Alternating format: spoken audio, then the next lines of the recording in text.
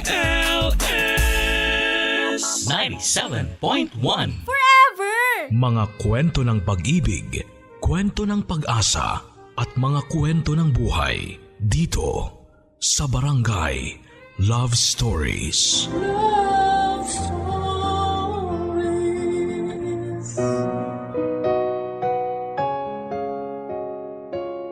Kasal ang isa sa mga nagsisilbing pinto na sumisimbolo sa pagpasok natin sa next chapter ng ating buhay. Isa itong kaganapan na sagrado, iginagalang at inaabangan ng bawat magkasintahan. Katulad na lamang ng kabarangay natin ngayong araw na si Stacy. Pangarap niyang ikasal sa simbahan kasama ang boyfriend niyang si Liam. Pero sa hindi malamang rason ay hindi magawa ng binatang mag-propose sa kanya. Alamin natin ang kanyang rason dito lamang sa mga kwento ng pag-ibig, buhay at pag-asa sa nangungunang Barangay Love Stories. Dear Papa Dudut, magandang araw, tawagin niyo na lamang po ako sa pangalang Stacy.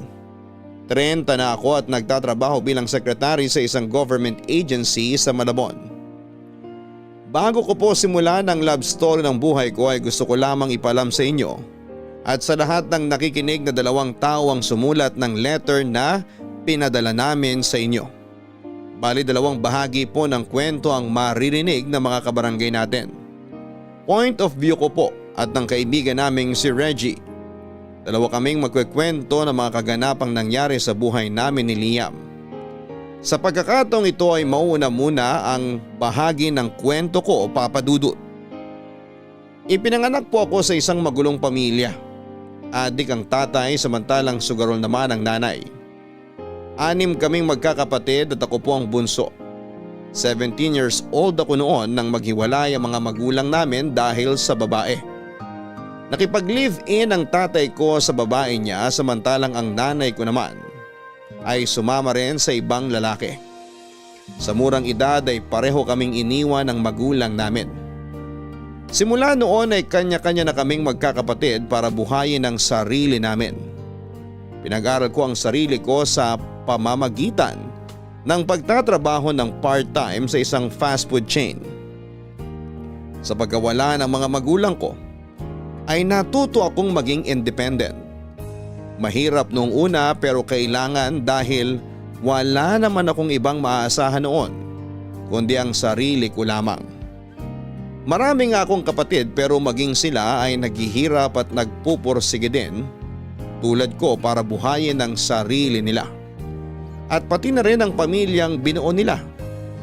Pagkatapos graduate ay nakakuha ako ng trabaho bilang sekretary sa isang government office. Kasabay nito ay nakilala ko naman si Liam sa pamamagitan ng mutual friend naming si Reggie.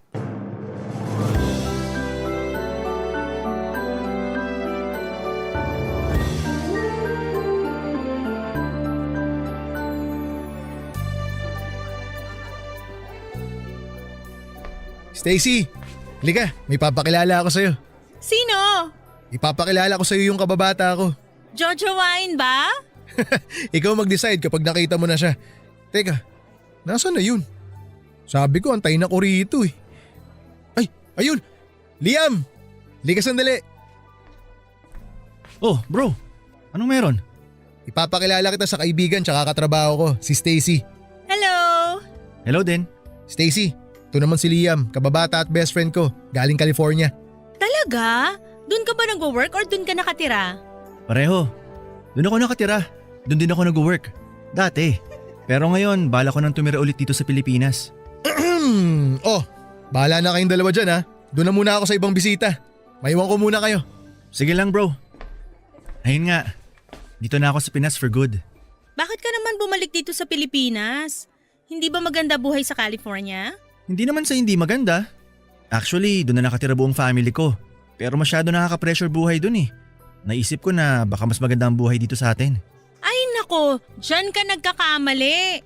Mahirap ang buhay dito sa Pilipinas. Lahat nagmamahalan na. Bigas, kuryente, tubig, krudo. Piso mo nga hindi na makakabili ng candy eh. Narinig ko nga na ganyan ang sitwasyon ngayon dito. Nakakamiss din kasi yung culture ng Pinas. Tsaka kailangan ko rin magpakalayo-layo kasi.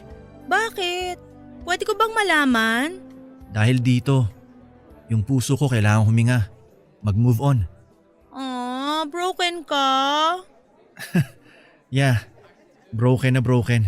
Sorry, di ko sinasadyang ipaalala yung pinagdadaanan mo.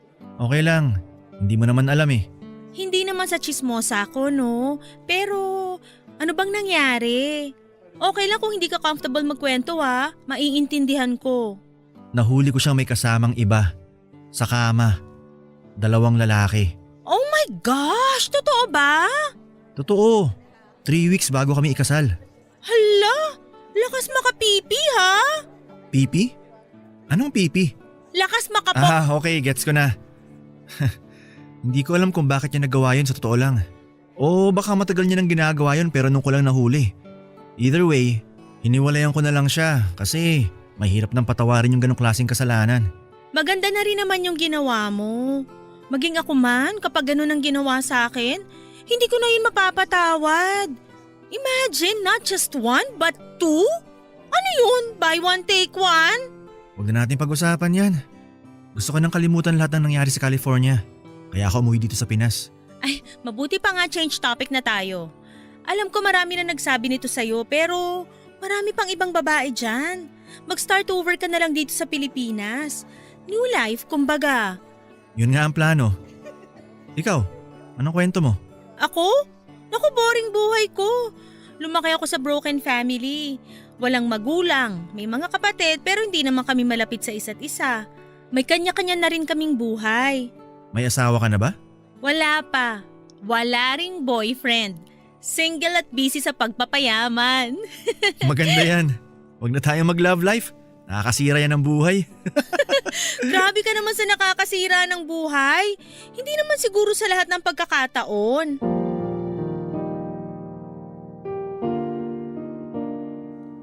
Cute si Liam, Papa Dudut. Matangkad din siya at dahil sa malamig na bansa siya tumira, ay makinis at maputi ang balat nito. Yayamanin ang itsura niya, magagara ang damit at fashionable manamit. Artistahin ang datingan na sa unang tingin ay akalain mong lumalabas talaga siya sa TV. Pero maliban sa magagandang pisikal na katangian ni Liam, ay mas nangingibabaw ang personality nito. Mabait siya, Papa Dudut. Malamig ang boses niya na tuwing kausap mo kahit na galit ka na, ay mapapakalma ka ng tinig nito. Mahinahon kasi siyang magsalita, Papa Dudut, para siyang Filipino teacher mo noong high school na hiniheli ka tuwing nagsasalita. Respectful din siya, maginoo at sympathetic. Dahil sa itsura at personality ni Liam ay marami siyang kaibigan. Social butterfly din kasi siya at madali lang makabuo ng kaibigan.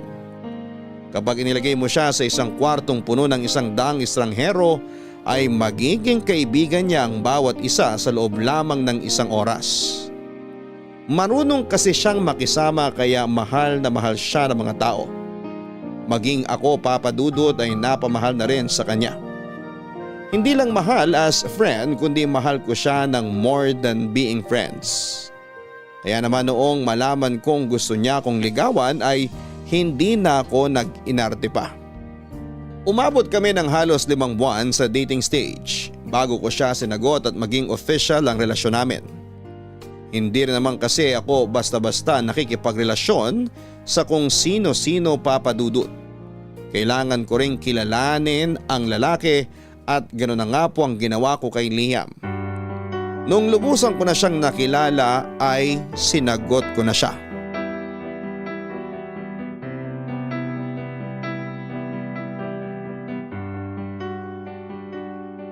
Kinita ko kayo rito kasi may good news ako sa inyo.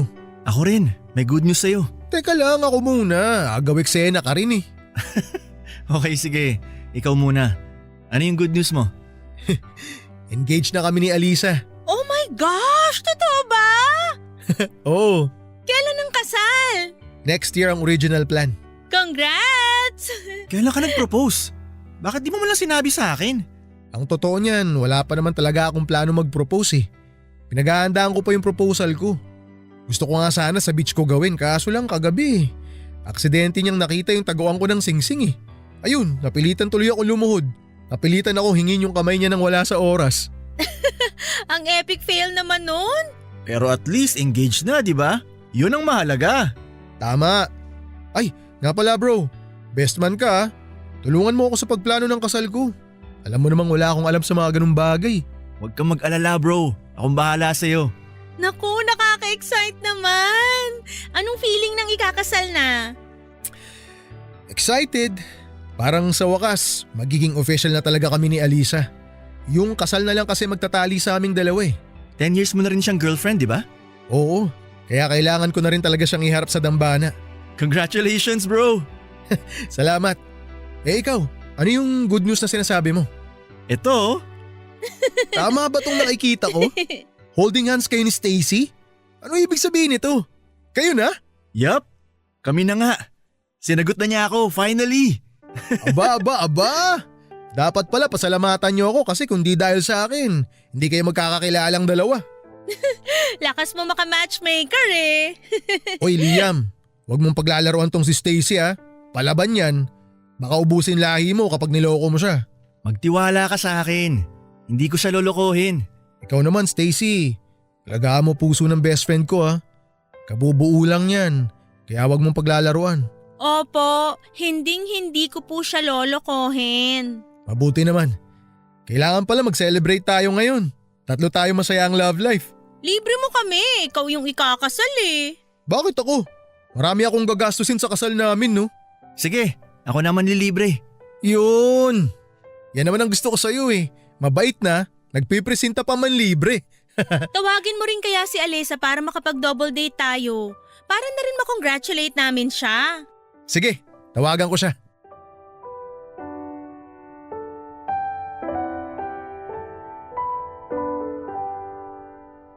Papadudod sa sumunod na taon ay kinasal sina Reggie at Alisa. Bongga ang naging kasal nilang dalawa. Galing din naman kasi siya sa mayamang angkan si Reggie kaya hindi na nakapagtatakang kaya nilang gumastos ng magarbong kasal na tulad ng ginagawa ng mga artista. Ang kasal ng kaibigan namin ang itinuturing naming first wedding na pinuntahan namin bilang magkasintahan ni Liam. Sa totoo lang, nakaka-inspire maging parte ng isang kasal. Nakakatuwang panoorin ang dalawang nag-iibigan habang nangangako sila sa harap ng altar ng kanilang pagsasama sa hirap at ginhawa. Pangarap ko rin ang ganon, Papa Dudut. Gusto ko ring ikasal balang araw at gabi-gabi kong ipinapanalangin na kay Liam na ito mangyari. Habang nakaupo nga ako noon sa simbahan ay hindi ko maiwasang mas lalong ma-inlove sa boyfriend ko. Lalo kasi siyang pumogi sa suot nitong tuxedo. Nang mga oras na yon ay nakaramdam ako ng kaunting inggit sa bride at groom dahil gusto ko na ring maranasan kung ano ang pakiramdam ng ikakasal. Sa kabila ng kagustuhan kong magpakasal ay ayoko rin namang magpadalos-dalos, Papa Dudut. 1 taon pa lamang kami ni Liam na magkarelasyon at gusto ko muna siyang kilalanin ng lubusan. Hindi ko rin naman gustong magmadali dahil ayokong makagawa ng desisyong pagsisisihan ko din sa huli. Ayoko matulad kami sa mga magulang ko na naghiwalay din dahil hindi na nila mahal ang isa't isa. Taon matapos ang kasal nila Reggie at Alisa ay mas lalo pang lumalim at gumanda ang relasyon namin ni Liam. Kung ako ang tatanungin ay maididescribe ko na almost perfect ang pagsasama naming dalawa. Parang straight out of a fairy tale ang relationship namin. Para akong bida sa isang romantic movie na nabigyan ng perpektong katambal. Wala na akong mahihiling pa sa love life ko noon, Papa Dudut, dahil loyal at maalaga si Liam. Yun nga lang, sinubok ang tatag ng pagsasama naming dalawa noong biglang ma-stroke sa trabaho si Liam. Nasa office ako noon nang tawagan ako ng mga katrabaho ni Liam na itinakbo raw siya sa ospital matapos mag-collapse. Pagkarating ko sa ospital ay napag-alaman kong na-stroke pala si Liam At hindi maganda ang lagay nito dahil nawalan siya ng malay. Senyales daw kasi ito na severe ang stroke na nangyari sa kanya. Na-comatose si Liam at miraculously ay nagising siya after 2 days. Ang akala ko noon ay mawawala na sa akin si Liam, Papa Dudut. Sobra-sobrang dasal ko noon para lamang makasurvive siya. At malaki ang pasasalamat ko dahil dininig ng Diyos ang panalangin ko. Doon ko lang napag-alaman na may family history pala ng hypertension si Liam. Nagkaroon ng temporary paralysis si Liam sa left side nito matapos nga ang nangyari. Sa mga sumunod na buwan ay ako na ang naging kasakasama nito habang siya ay nagpapagaling.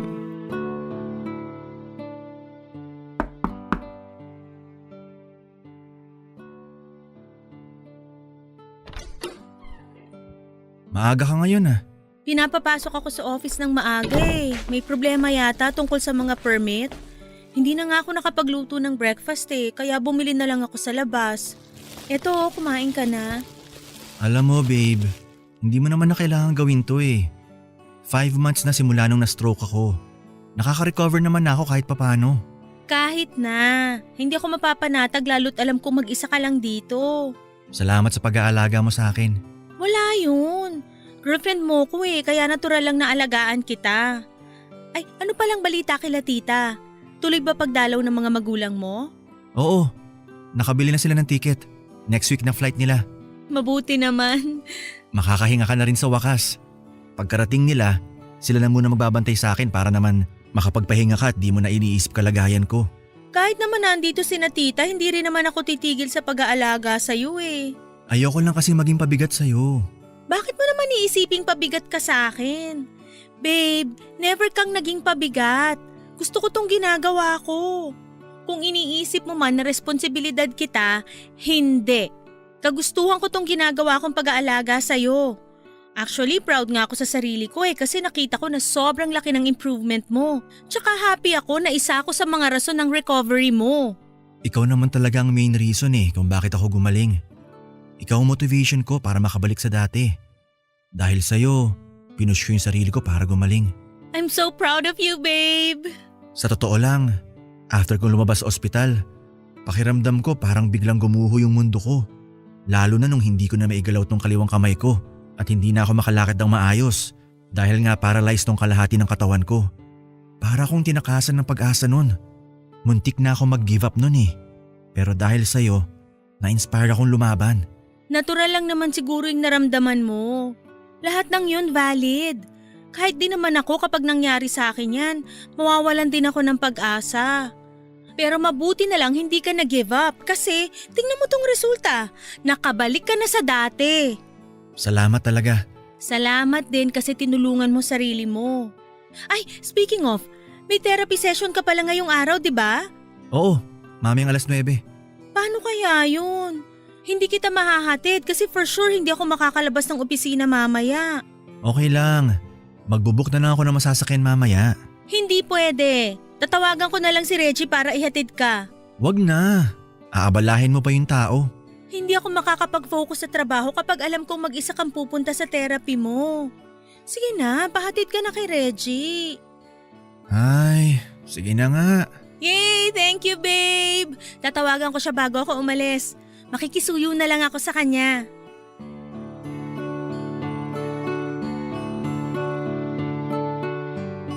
Sa loob ng 7 months ay ako ang naging caregiver ni Liam. Araw-araw ko siyang nilulutuan ng pagkain. Noong mga panahong hirap pa siyang makagalaw, ay ako ang literal na naging sandalan niya.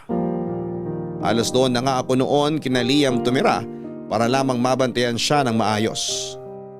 Sa pagdating ng mga magulang ni Liam ay sila ang pumalit sa akin sa pag-aalaga sa kanya. Yun na rin ang naging chance ko para mas lalong makilala at maging close ang mga magulang ni Liam. Hindi naglaon ay tuluyan ding gumaling si Liam, Papa Dudut. Lahat ng ito ay dahil sa tulong ng magkahalong dasal, therapy, gamot, matinding pag-aalaga at determinasyon. Actually, marami ang hindi makapaniwala sa nangyari kay Liam dahil ayon sa mga eksperto ay severe stroke ang nangyari sa kanya noon.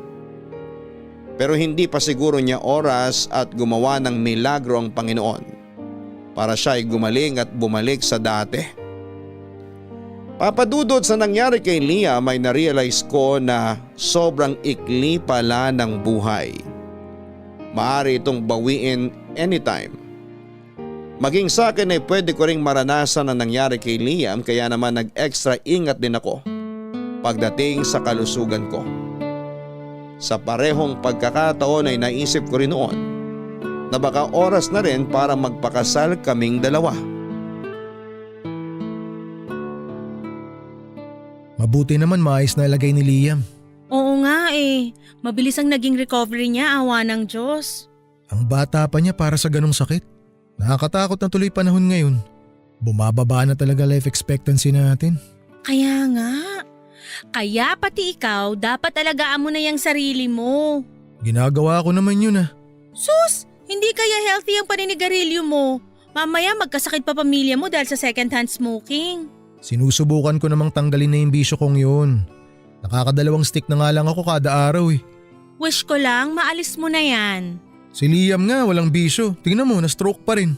Kahit na, maghahanap ka pa ng rason eh. Tsaka isa pa, may history na ng high blood yung pamilya nila kaya nasa dugo na niya yung sakit na yon.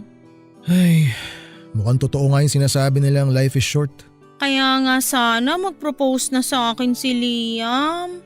Teka, bakit parang naiinip ka? Nasabi mo na ba sa kanya na gusto mo na magpakasal? Hindi pa. Uy, atin lang to ah. Huwag mo sabihin sa kanya na naghihintay na ako ng kasal. Baka mamaya bigla siyang ma-pressure eh.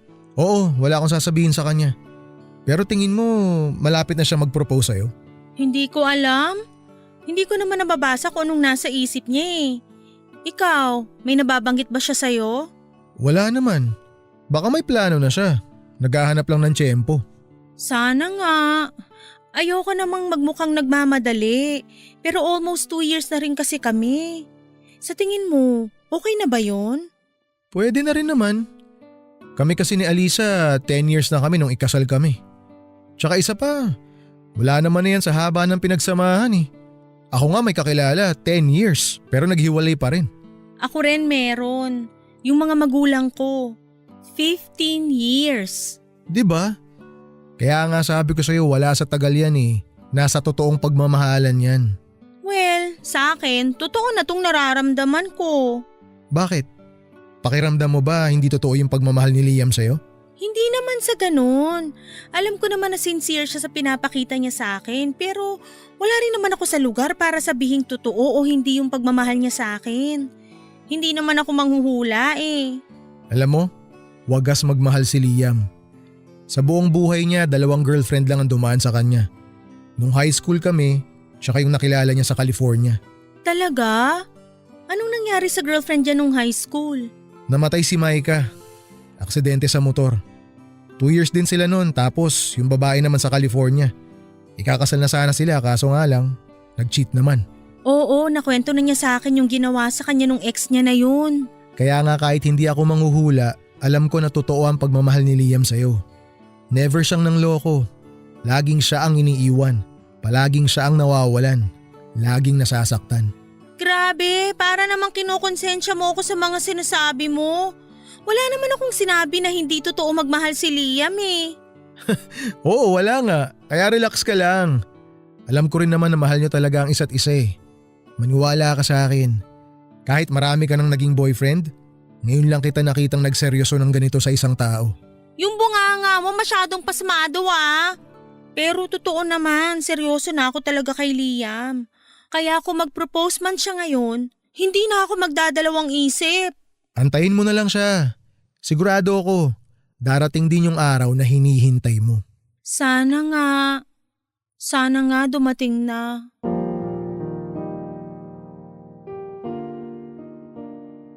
Yun nga lang papadudot ang hinihintay kong marriage proposal mula kay Liam may mukhang malabo pang mangyari. After kasi niyang gumaling ay bumawi si Liam at mas nag-focus sa pag-i-enjoy ng pangalawang buhay na ibinigay sa kanya. Naintindihan ko naman siya at tulad ko ay na-realize niya ring life is short at kailangang i-treasure bawat oras ng buhay namin. Ang ginawa niya ay naglaan siya ng oras para sa pamilya niya na nakabakasyon noon, sa mga kaibigan at pati na rin sa akin. Papadudot malawak ang social circle ni Liam. Kung gaano kaliit ang pamilya niya ay gano'n namang karami ang mga kaibigan niya. Hindi mabilang sa daliri ang mga kakilala niya sa trabaho. Mga kaibigan mula pagkabata, magkaiba pa ang mga tropa niya mula sa high school at pati na rin sa college. Naisip ko nga na kapag kinasal kami, paniguradong marami kaming magiging bisita. Pero nang mga panahong yun ay parang hindi pa mangyayari ang kasal na ini-imagine ko. Dahil wala pang nag-propose kaya wala munang kasalang mangyayari. Sa mga sumunod na taon ng pagsasama namin ni Liam ay naging suki na lamang kami sa mga kasal. Doon na siya nagsimulang mabansagang bilang best man ng Pinas. Dahil sa sunod-sunod na pagpapakasal ng mga kaibigan niya, palagi siyang kinukuha bilang best man nila, Papa Dudut. Naunang tumayo bilang best man si Liam sa kasal ng kaisa-isa niyang kapatid na lalaki. Sumunod naman ay ang best friend at kababata nila ni Reggie na si George. Naging best man rin siya sa kasal ng tito niya. Kung hindi best man ay suki rin siya para maging abay. Naging parte si Liam ng entourage sa kasal naman ng pinsan ko. Sa dami ng kasal na pinuntahan namin ay hindi ko na alam noon kung anong klase ng regalo ang ibibigay ko sa bagong kasal.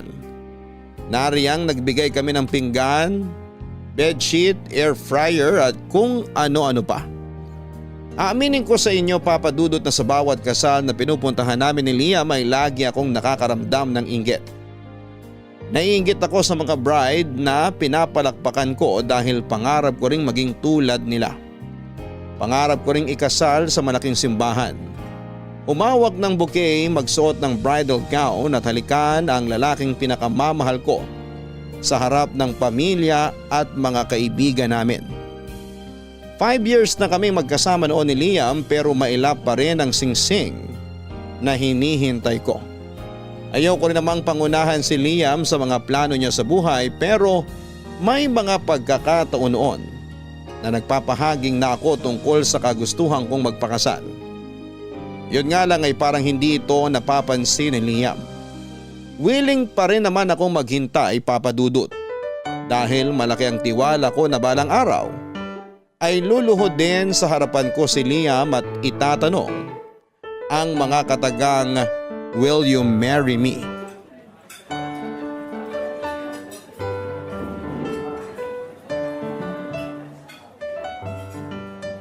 Stacy! Oh Reggie, ba't mag-isa ka lang? Akala ko ba magsasabay kayo ni Liam na pupunta dito? Nagpaiwan siya. May dadaanan pa raw. May bibilhin yata. Ano namang bibilin nun? Di ko alam eh. Kararating mo lang ba? Kanina pa ako rito, maaga kaming nag-out sa trabaho eh. Antayin na lang natin si Liam. Malapit na siguro yun. Eh si Alyssa, hindi ba siya pupunta? OT sa work. Next time na lang daw. Sayang naman. Ngayon na nga lang uli manlilibre si Liam kasi 5th anniversary namin. Hayaan mo na. Masyado talaga siyang naging busy sa work lalo na tong week na to. Bawi na lang siya sa susunod kamo. Sige, makakarating. Pero itong jowa ko, makakarating kaya? Ano namang bibili nun ng ganitong oras? Ewan ko ba dun? Basta ang sabi niya sa akin nung binaba ko siya kanina, kailangan daw niyang gawing special tong araw na to para sa'yo eh. Talaga ba? Hala, na-excite tuloy ako. Hindi kaya? Hindi kaya ano? Magpo-propose na ba siya? Yan ang di ko alam. Ano bang sabi niya sa'yo? Alam nga namang sabihin niya sa akin. Eh di nawala na yung element of surprise. Malay natin. Baka nga ngayong araw na siya mag-propose sa'yo. OMG! Wala ka bang nasasagap sa kanya? I mean, baka may nasabi siya sa'yo or nadula siya. Hindi ba dapat as best friend, ikaw ang sinasabihan niya ng mga plano niya? Wala naman siyang nasasabi sa akin. Kinakabahan ako, Reggie! Huwag ka masyadong umasa. Baka mamaya madismaya ka kapag walang proposal na naganap. Malakas talaga yung kutob ko eh. Feeling ko, now is the time! Paano mo naman nasabi? Kasi recently, napapansin ko na palagi siyang may tinatago. Para bang may sinisikreto siya sa akin na ayaw kong malaman. Lo, iba na yan ha. Baka mamaya may iba na siyang babae. Si Liam, maniniwala ka ba na mabababae yun? Kung sa bagay, tama ka. Malabo ngang mangyari yun. Diba? So ano pa bang isisikreto niya maliban dun? Baka nga magpo-propose na siya! Antayin na lang natin. Darating na yun anumang oras. Hala, kinakabahan talaga ako, Reggie. Anong gagawin ko? Gaya nga ng sabi ko sa'yo, huwag kang masyadong umasa. Oh, nandyan na siya. Oh my gosh! Hello babe! Pasensya na, nahuli ako. May binili pa kasi ako eh. Okay lang. Ano bang binili mo? Anniversary gift ko sa'yo. Eto, Hala, ano to? pinagawa ko pa yan. Customized. Talaga ba? Thank you, babe. Bubuksan ko na tong box, ha? Wow! Quintas! Hindi sing-sing. Hi, Reggie! Anong tinatawa-tawa mo dyan? Bakit babe? Sing-sing ba gusto mo? Ayaw mo niyang kwintas? Hindi! Hindi gusto ko to. Akala ko kasi sing-sing kasi nakalagay sa box. May pangalan yan. Check mo sa likod. Thank you sa gift mo.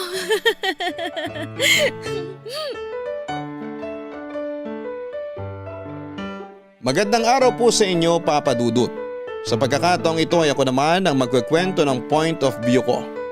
Ako po si Reggie, isang shop owner at kaibigan nila Stacy at Liam. Katulad ng sinabi ni Stacy ay kababata ko po si Liam. Samantalang nakilala ko naman si Stacy sa dati kong trabaho bago ako nag-resign at nagtayo ng sariling vape shop. May isa na akong anak sa asawa kong si Alisa na dati kong kaklase noong elementary. Anyway, mabalik po tayo sa storyang nasimula ni Stacy. Ang totoo niyan, noong araw na yon sa restaurant ay plano na talaga dapat ni Liam na mag-propose kay Stacy.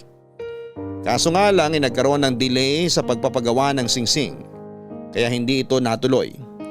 Sa halip na wedding ring ang dalhin ay kwintas na lamang muna ang pansamantalang ibinigay nito sa kanyang nobya. Ang wedding proposal na dapat mangyari ng araw na yon ay hindi natuloy at inirisked na lamang namin sa ibang araw. Papadudot ako ang naging katulong ni Liam para magplano sana para sa proposal niya. Hirap kasing mag-decide noon si Liam kung anong klaseng proposal ang gagawin niya. Sa dami ba naman ng napanood niyang proposal videos online ay na-pressure tuloy siya. Ako lang ang tanging nakakaalam ng mga plano ni Liam, Papadudut. Kaya naman noong biglang mag-open sa akin si Stacy ay nahirapan akong itago ang sekreto naming dalawa. Dahil hindi natuloy ang unang proposal ay sinubukan ulit naming planuhin ang pangalawa. O ano nang balita? Nakuha mo na ba yung wedding ring na ibibigay mo kay Stacy? Oo, nakatago na sa bahay. Safe and sound. Kung bakit ba naman kasi magpo-propose ka na wala pa naman pala sa iyo yung singsing. Fail tuloy yung nauna mong proposal. Akala ko kasi nun ready to pick up na eh. Hindi pa pala. Nagkaroon lang ng misunderstanding. Pero ngayon, sure ka na. Ayos na lahat. Sure na. O ano nang plano natin ngayon? Ganun din tulad ng dati. Double date tayo. Ako, si Stacy, ikaw at misis mo. Then bago kumain, magpo-propose ako kay Stacy. Sa parehong restaurant ba? Hindi, lipat tayo. May nakita kong resto na alfresco. May garden sila. Hindi ba mas romantic yon? Kahit saan ka naman mag-propose, romantic pa rin eh. Nasa diskarte mo lang yan. Gusto ko yung simple lang pero may effort para naman maging memorable. Gusto mo i-video ko kayo? Pwede ba? Sige nga, para may remembrance kami. Basta siguraduhin mong sasagot ng oo si Stacy ah. Ay, sabagay. Kapag fail ulit yung proposal mo, ipopost ko pa rin yung video para mag-viral kayo. Mag-yes naman siguro siya, di ba? Bakit? May nalalaman ka ba na hindi ko alam? Sabihan mo naman ako. Baka mamaya mapahiya lang ako. Ano ka ba, nagbibiro lang ako. Masyado ka namang seryoso. Siyempre, oo yun. Si Stacy pa ba? Bakit naman hindi? Paano ka nakakasiguro? Kasi sa akin nag-open si Stacy tungkol sa kagustuhan niya magpakasal. Actually, matagal na namin napag-uusapan yung tungkol dun eh. Talaga? Nag-uusap kayo tungkol dun? Baka naman mamaya makutuban niya tayo ah. Hindi mangyayari yun, hindi naman ako magsasabi sa kanya eh. Siyempre loyal ako sa'yo no. Ano namang sinasabi niya sa'yo? Magkwento ka, dali. 3 years pa lang kayo noon, gusto ka na niyang pakasalan. Lalo na nung after mo ma-stroke. Nako kung alam mo lang, kulang na lang siya na ang mag-propose sa'yo. Talaga? Tapos? Tapos ayun, na-realize niya na hindi dapat minamadali ang kasal. Tsaka ayaw kanyang ma-pressure. Maghihintay na lang daw siya. Ganun katagal siya naghintay? Ba't di mo sinabi sa akin? Sabi niya wag ko raw sabihin sa'yo kasi nga ayaw ka raw niyang ma-pressure. Itatago ko sekreto mo, itatago ko rin sekreto niya. Dapat fair lang tayong kaibigan. Sabi nga sa 24 oras, walang kinikilingan, walang pinoprotektahan, serbisyong totoo lamang. Kailangan pala, dapat mas gawin pa nating special yung araw na yun. Hindi pwedeng putyo-putyo lang ang proposal ko sa kanya kasi sobrang tagal niya naghintay para sa araw na yun. Gusto mo gawin nating mas romantic? May kilala akong event planner. Marami na siyang nagawang wedding proposals with pictures and video na rin. May ganun ba? Sige nga, palit tayo ng plano. Okay sige, ikaw bahala. Tsaka mas maganda talaga na iwan na lang natin sa mga professional yung planning stage kasi pareho naman tayong walang kaalam-alam dun eh. Ako nga nung nag-propose ako kay Alisa, sa kwarto lang namin. Ang dami kong gustong gawin nun kaso hindi naman natuloy. Basta, kailangan nating gawing special yung proposal. Mag-invite na rin tayo ng mga kaibigan para mas masaya. Kaso ang problema, anong irarason natin ba't may special event? Baka matunugan niya tayo. Bro, ako nang bahala dyan. Huwag kang mag-alala. Forte ko ang magrason.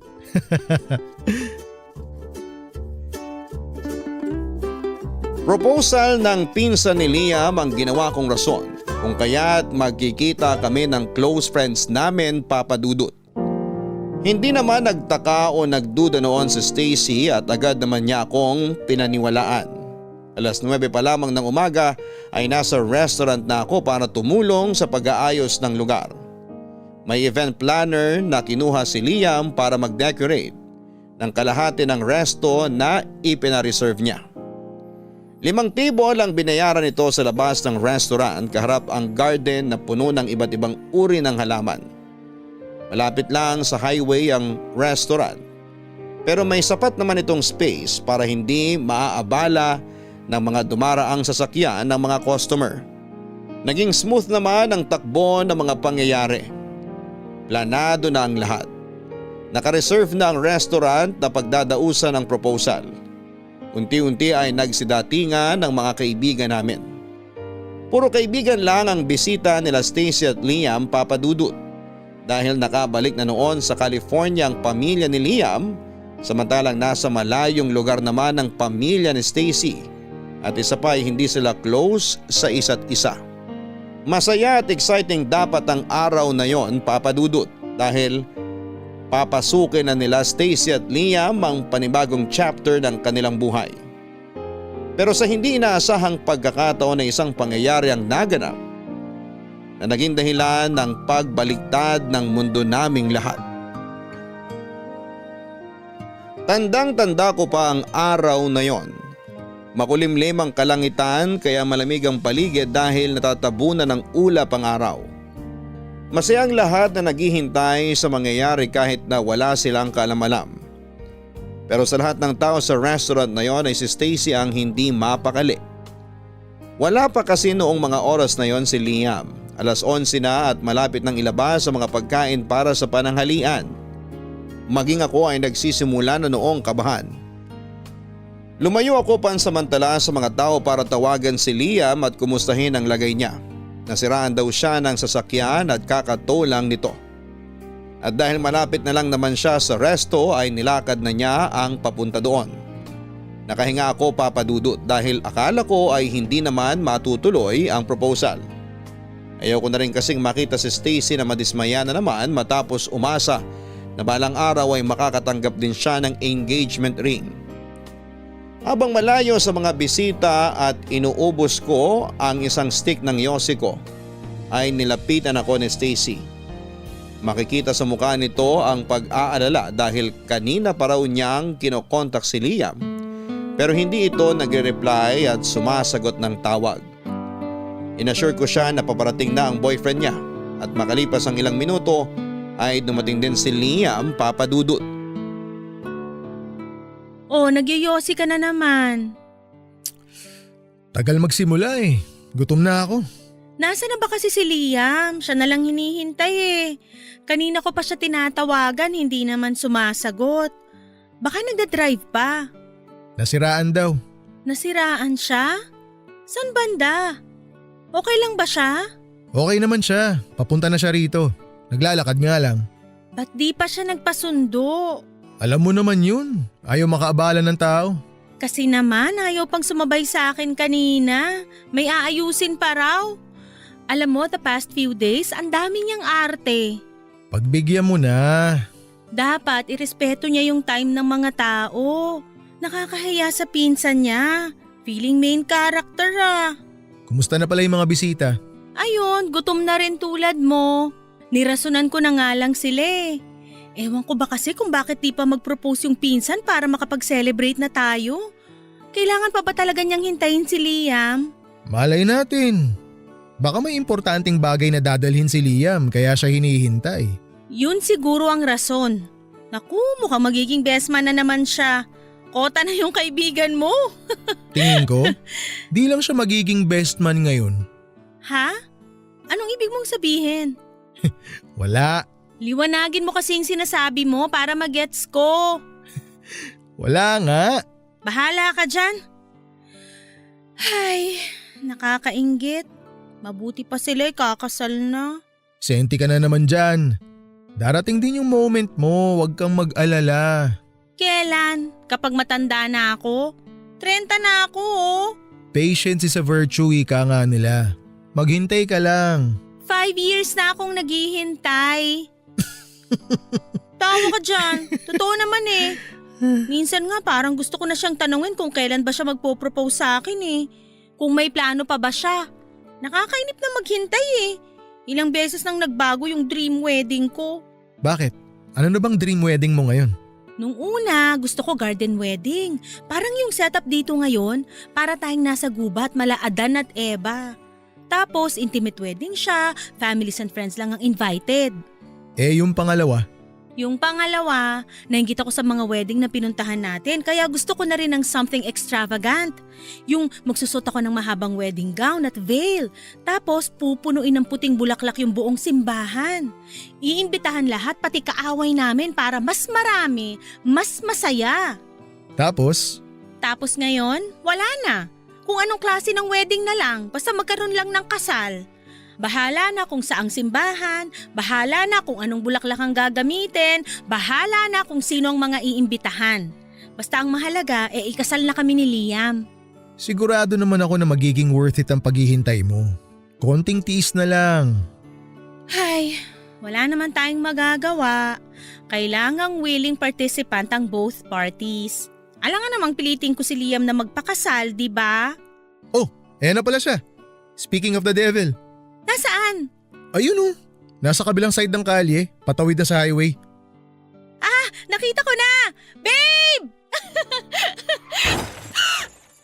Liam! Raji! Si Liam! Nabangga! Liam!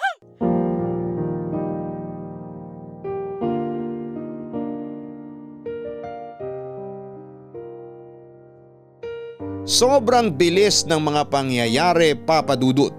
Kitang-kita naming pareho ni Stacy kung papaano tumilapon si Liam sa kalsada matapos siyang banggain ng humaharurot na sasakyan. Parang nag-slow motion ang lahat ng oras na yon. Kung ano ang napapanood natin sa TV ay ganun mismo ang nangyari. Saglit akong natigilan sa kinakatayuan ko matapos ang mga nangyari. Nagsisigaw na noon si Stacy habang humihingi ng tulong.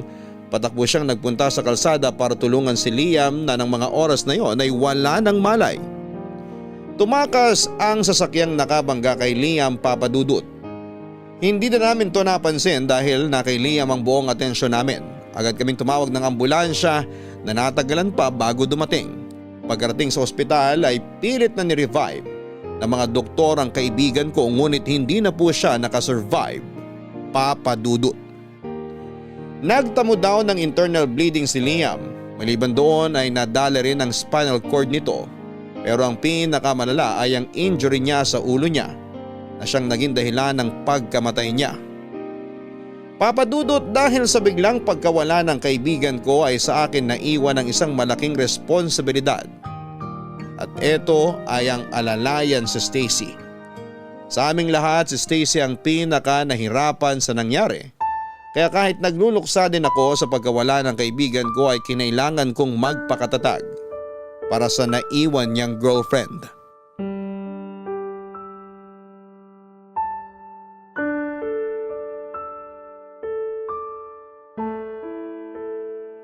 Kumusta ka na? Eto, pilit na nagpapaka-strong kahit na gusto ko nang sumuko. Mukhang wala ka pang pahinga. Sa nararamdaman ko ngayon, imposible sa akin makapagpahinga. Kailan ka huling natulog? Yung maayos na tulog ah. Hindi ko alam. Hindi ko na namamalayan ang oras eh. Di ko nga alam kung tumatakbo pa ba ang mundo. Stacy, wag mo namang gawin yan sa sarili mo. 3 days na simula nung ilibing si Liam pero ngayon lang talaga nagsisink in ang lahat. Wala na siya, Reggie. Wala na ang taong pinakamamahal ko.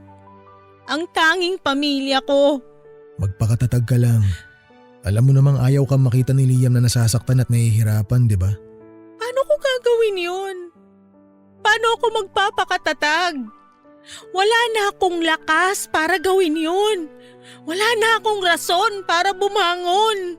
Hindi totoo yan. Marami pang rason para magpatuloy ka sa buhay mo. Hindi nagtatapos ang mundo sa pagkawala ni Liam. Tandaan mo yan.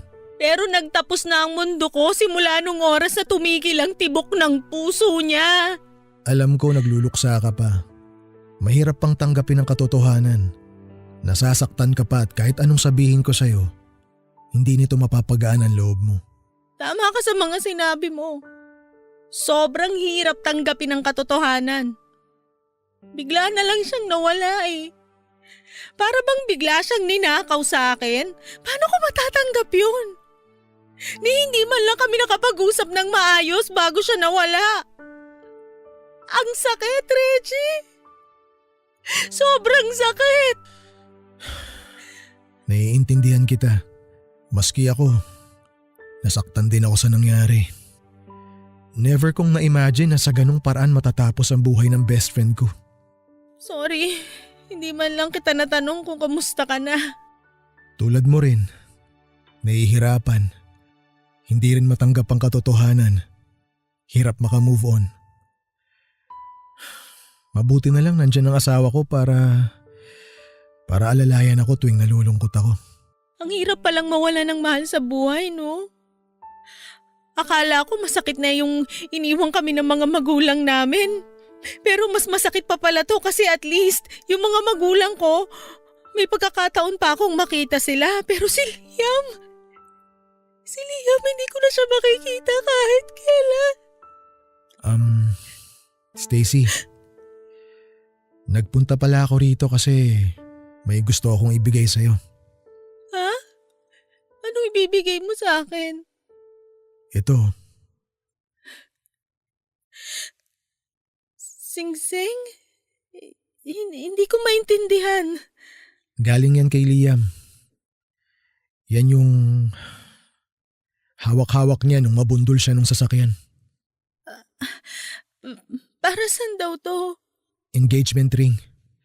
Magpo-propose na dapat siya sa'yo nung araw na yun eh. Kaso nga, nangyari yung nangyari. Sana makatulong yan sa pag-move on mo. Parang di ko matatanggap to. Bakit naman? Ipapaalala lang nito sa akin yung nangyari. Mapapaalala lang nitong singsing na to kung paano ako pinagkaita ng tadhana para sumaya. Ipapaalala lang nito yung araw na nawala sa akin ang boyfriend ko. Pero pwede ring ipaalala niyan sa'yo kung gaano ka kamahal ni Liam. Na willing siyang pakasalan ka at makasama habang buhay. Dahil ikaw lang ang nakikita niyang babae na ihaharap sa dambana. Para saan pa kung hindi rin lang naman nangyari ang gusto naming mangyari? Remembrance. Yan ang huling regalo ni Liam sa'yo. Itago mo. Pagkaingatan mo. Huwag mong isipin yung masasamang alaala na nakadikit dyan sa singsing na yan. Ang isipin mo, yung totoong meaning ng engagement ring na yan. Ang totoong ibig sabihin niyan ay ang pagmamahalan ninyong dalawa ni Liam.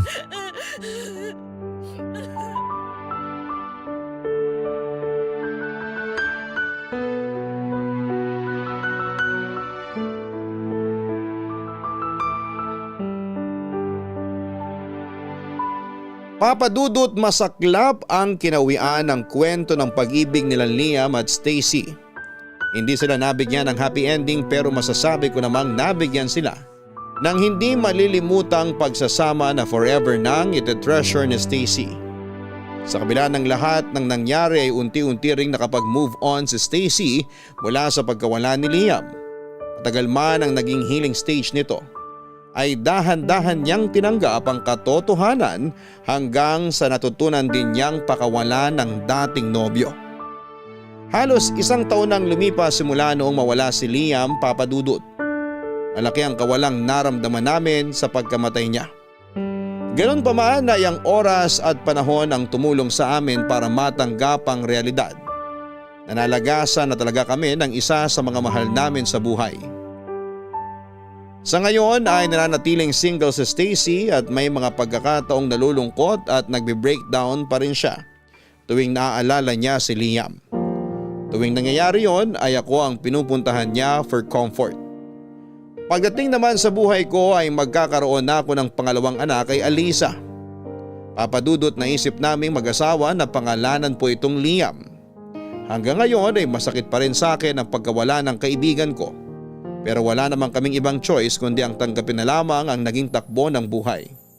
Tanging mga alaala at aral na lamang mula kay Liam ang dadalhin namin hanggang sa huli naming hininga. Salamat Papa Dudut sa pag-share ng kwento nila Stacy at Liam. Ang inyong forever kapuso at kabarangay, Stacy at Reggie. Mga kapuso, ang paghihintay para sa isang napakahalagang bagay ay hindi madali pero ang pagmamahal habang naghihintay na mangyari ang kagustuhang ito ay kahanga-hanga. Mga kapuso, tama ang sabi ni Reggie na patience is a virtue. Pero sa kabilang banda, tandaan din natin na tumatakbo po ang oras. Mahirap ang maghintay lalo na kapag nahuli na ang lahat at wala ka ng pagkakataon pa para makabawi. Para naman kay Stacy, things will get better. Lagi tayong humingi ng tulong sa itaas para gabayan tayo sa araw-araw nating landas. Hanggang sa muling episode, ako po ang inyong si Papa Dudut. Sa mga kwento ng pag-ibig, ng buhay at ng pag-asa. Sa Barangay Love Stories, nangunguna, number 1. Sabay-sabay nating pakinggan ang iyong kwento ng pag-ibig, buhay at pag-asa. Ipadala lang sa barangaylovestories@yahoo.com. Nagustuhan ng iyong napakinggan? Ituloy yan via live stream sa www.gmanetwork.com/radio. Ang mga kwento ng pag-ibig, kwento ng buhay at kwento ng pag-asa dito sa Barangay Love Stories. Love Stories.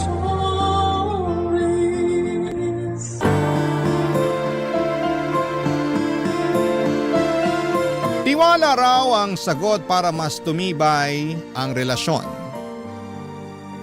Ang pangit nga lang sa pakiramdam kung hirap kang ibigayon sa iyong kapareha. Ikaw, kabarangay, kaya mo bang magtiwala sa iyong karelasyon kahit na alam mong puno ka ng pagdududa? Dear Papa Dudut, magandang araw sa inyo at sa mga ka-forever at kahabang buhay. Ako nga pala si Vanessa, 35 years old, na pangasawa ko ang beshi waps kong si Marvin.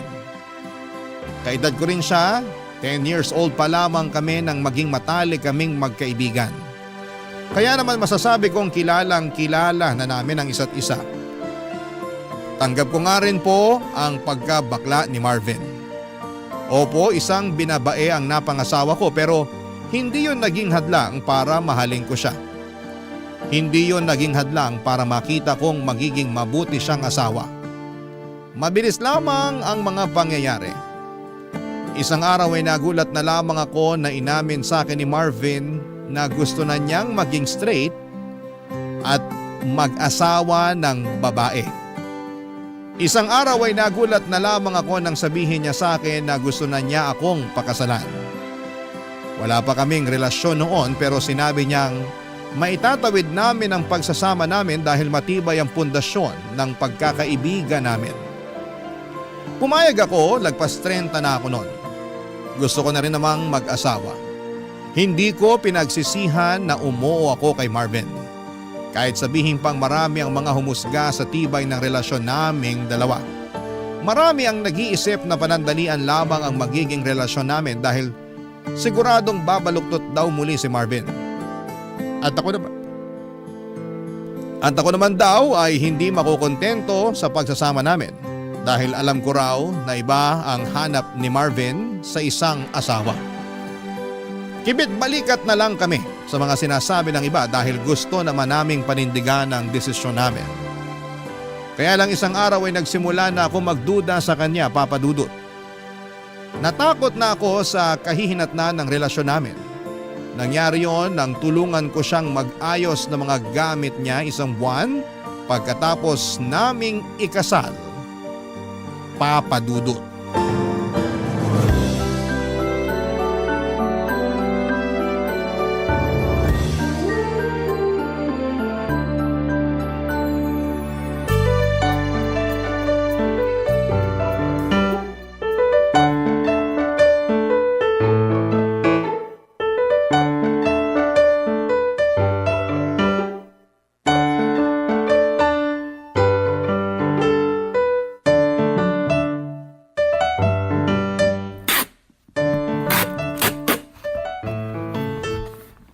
Sana pala kaysa inuna nating mag-honeymoon, inasikaso na lang muna natin tong mga gamit mo.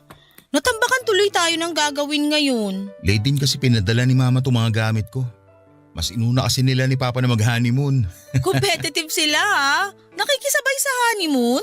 Bagong kasal lang yan? Tinetesting lang yung mga tuhod nila kung lumalaban pa. Isusumbong kita pag nakita-kita tayo next month. Ipapahamak ko talaga ang asawa mo. Kaya mo yun? Asawa? Oh, bakit? Naninibago lang. Naninibago pa rin.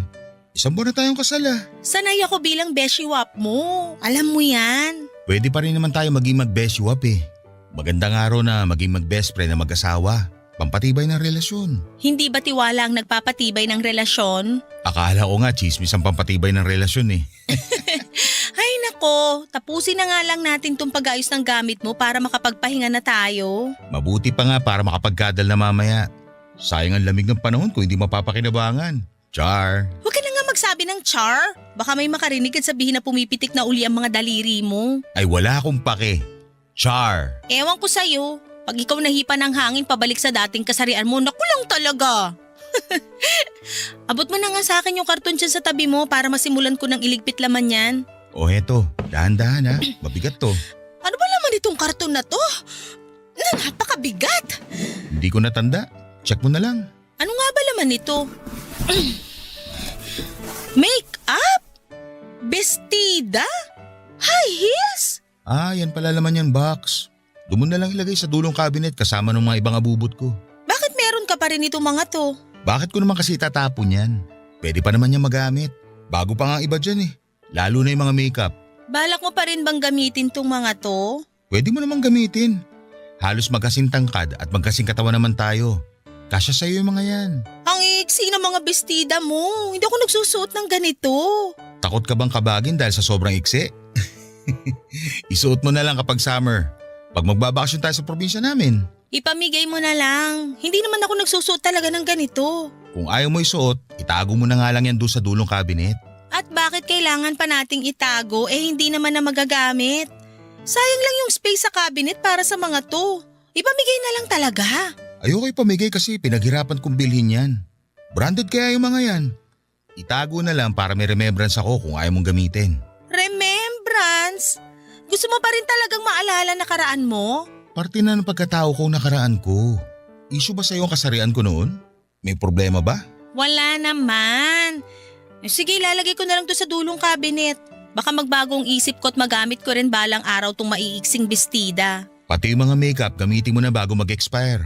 Bagay sa'yo yung mga shade na yan, lalo na yung rose pink blush on at taupe contour. Mas babae ka pa talaga sa akin. Pula at pink lang ang alam kong kulay sa makeup. Ikaw may nalalaman ka pang rose pink at taupe. Well, masyadong gifted sa kulay at kakikayan tong mister mo eh. Char.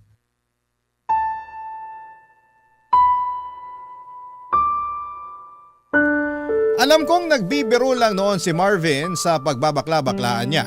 Pero medyo kumabog ng kaunti ang dibdib ko dahil mansyado pa rin ang pagiging bakla niya para sa akin. Recent lang kasi siya nagbagong buhay, Papa Dudut. Siguro'y doon pa lang ako noon nilamon ng mga sabi-sabi na mga kakilala namin na isang araw ay muling magbabalik loob si Marvin sa pagiging binabae. Para mawala ang pag-overthink ko ay nag-focus na lamang akong muli sa pag-aayos ng gamit ni Marvin, Papa Dudut. Marami pa ako nakita roon ng mga gamit niyang pangbabae. Hindi na lang ako umiimik at nilagay na lamang lahat sa dulong cabinet. Umaasa ako na hindi na yon magagamit pa ni Marvin. Umaasa ako na isang araw ay siya na ang magdidesisyon na ipamigay na lamang ang mga yon kesa gawing remembrance sa naging buhay niya noon. Natatandaan ko pa na kasama ako noon lagi ni Marvin na bumili ng mga damit na pangrampa niya. Ako lagi ang tumutulong sa pagbibitbit ng mga pinag-shopping niya para sa pageant na sinasalihan niya noon. Pati nga yung mga damit na isusuot niya para sa mga date niya. Ako rin, Papa Dudut, ang kasama niya sa pagbili noon. Nakakatawa lang na isipin na asawa ko na ang beshi waps kong bakla na mas babae pa kung umasta noon sa akin. Minsan nakakaduda talaga kung totoong gusto na niyang maging straight o nape-pressure lamang siya ng iba para yakapin ang una at totoong kasarian niya. Lalo na kapag may kasama siyang ibang lalaki. Lalo na yung alam kong tipo niyang lalaki. Lumakas ang kaba ko lalo na noong pinakilala niya sa akin ang bago niyang katrabaho na si Deo. Kaedad lang din namin at gwapo pa. Dinala niya sa bahay namin isang gabi para makikain sa amin ng hapunan, Papa Dudut.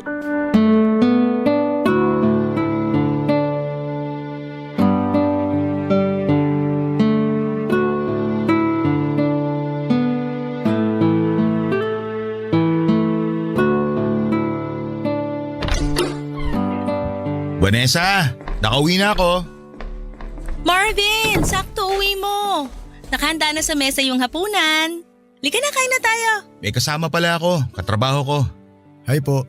Hi! Deo, misis ko pala si Vanessa. Vanessa, bago kong katrabaho, si Deo. Totoo pala sinabi nito ni Marvin. Maganda pala talaga misis niya. Akala ko mayabang lang to eh. Mayabang talaga ako pagdating sa misis ko, no? Tignan mo, kilay pa lang ulam na. Parang mali naman na isipin na ulam yung kilay niya. Pero ang ganda nga ng kilay. Makapal at on fleek. Ako ang nagkikilay dyan tuwing day off ko. Ipaghihayabang ko lang ha. Tigilan nyo na yung kilay ko, baka mausog at magkauban bigla. Tara na sa kusina para makakain na. Kain na! Sana wala kang allergy sa hipon, Deo. Masarap pa naman tong buttered shrimp na niluto ko. Marami pa. Paborito ko to. Nako, hindi to makakatulong sa abs ko. Mapaparami kain ko nito. Nga pala Vanessa, matindi ang abs nito si Deo. Pang sparkle artist sa GMA. Ipakita mo nga ngayon, Deo. Wag na, ano ka ba? Nakakahiya naman na sa harapan pa ng mga hipon papakita tong abs ko. Kesa naman mamaya mo pa ipakita yan eh. Lulubog na yan kapag naparami ka ng kain ng hipon at kanin. Huwag mo na lantad yung abs mo. Naniniwala naman akong pang-artista yung nasa tiyan mo. Kain na lang tayo, Marvin. Baka magtampo pa tong mga hipon kasi mas paborito nating pag-usapan yung abs ni Deo. Umaalog na tong abs ko sa humor mo, Vanessa. Gets ko na talaga kung bakit na in love sa ito si Marvin. Sense of humor mo palang ulam na eh. Puro na lang ulam ang nasa isip mo, Deo. Kumain na nga lang tayo para makauwi ka na. Di pa ako nakakapaglagay ng kanin sa plato ko, iniisip mo na agad na pauwiin ako. Hindi ah. Kung may baon ka lang na extra brief papatulugin na kita rito sa bahay namin. Sa susunod, magdadala ako ng 1 ng brief, extra large. Sa day off natin, matulog ka rito ha. Oo naman. Ayos lang ba sa'yo, Vanessa? Ako nang bahala sa paghuhugas ng plato. Wala namang problema. Ayos lang sa akin, basta ayos lang kay Marvin. Mas lalong walang problema sa akin para naman masaya rito sa bahay. Bakit? Malungkot ka ba na tayong dalawa lang ang nandito? Naku, lagot ka Marvin, ayusin mo kasi. Ang ibig ko sabihin, masaya rin siguro kung masubukan natin paminsan-minsan na may bisita tayo. Pero kahit wala, ayos na sa akin na tayong dalawa lang. Lusot, hindi kulong. Kumain na nga lang tayo para makauwi na tong si Deo. Aray naman, gusto nyo talaga ata akong pauwiin eh. I-take out ko na nga lang tong kanin at hipon. Sa jeep ko na lang kakainin mamaya habang nasa biyahe. Joke lang naman, Deo. Kahit mamayang madaling araw ko pa umuwi, ayos lang sa amin. Gusto mo manood tayo mamaya ng movie pagkatapos natin mag-dinner Sige, game ako dyan. Pero ayos lang ba sa'yo yon, Vanessa? Oo naman. Nood tayo ng movie mamaya pagkatapos kumain. Tama na kwentuhan. Kain na tayo para makanood na mamaya. Imbes na kumain ay nagpatuloy pa rin sa tawanan at usapan sina Deo at Marvin Papadudut. Hindi na nga ako gumatong pa sa usapan nila para hindi na yon humaba pa. Pero ganun pa rin. Tawanan lang sila ng tawanan na akala mo'y matagal na silang magkakilala. Hindi na rin ako nakaimik pa kahit gustuhin ko man. Parang nakalimutan na kasi nilang andun ako. At sila na lamang ang nagkakaintindihan sa mga pinag-uusapan nila. Kumain na lamang ako para makaramdam sila at doon na rin sila sumunod. Akala ko kapag nagsimula na silang kumain ay hindi na sila magkwekwentuhan. Pero hindi yun nangyari, Papa Dudut. Sumigi pa rin sila ng sumigi sa usapan. Late na tuloy kaming natapos kumain. Inaantok na ako noon pero ayaw pang umalis ni Deo. Gusto pa niyang manood ng TV at sinamahan tuloy namin siya. Ni Marvin na tuwang-tuwa rin. Habang magkakasama kami ay para akong naging third wheel sa kanila. Naalala ko bigla noong mga panahong third wheel ako kay Marvin at sa mga naging boyfriends niya. Ako lagi noon ang bumabangka sa kwentuhan dahil madalas ay nagkakahiyaan silang magkakarelasyon. Noong time na kasama namin ni Deo ay parabang naulit ang nakaraan. Ang kaibahan lamang, silang dalawa ni Marvin ang bumabangka sa usapan samantalang ako ay tahimik lang.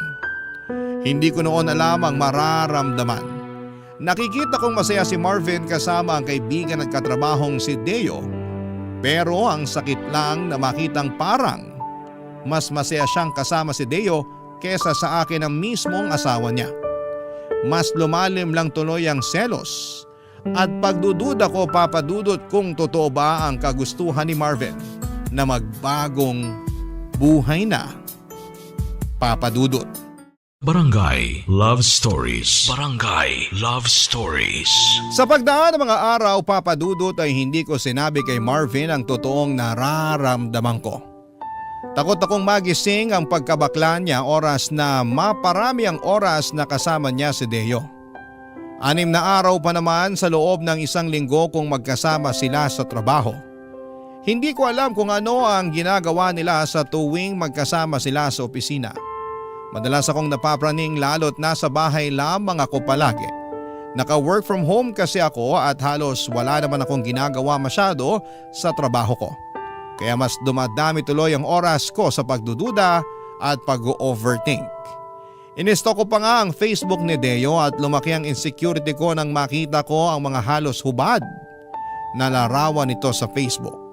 Ganon na ganon ang mga itsura ng mga naging karelasyong lalaki ni Marvin noon.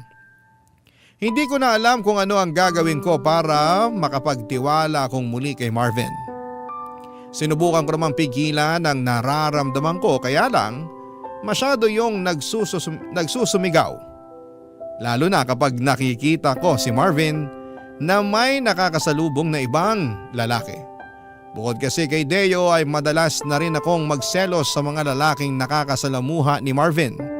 Pati na yung mga nasasalubong namin ay biktima na rin ng pagdududa ko. Noong una ay kinikimkim ko lamang ang selos ko hanggang lumalim na yon ng tuluyan.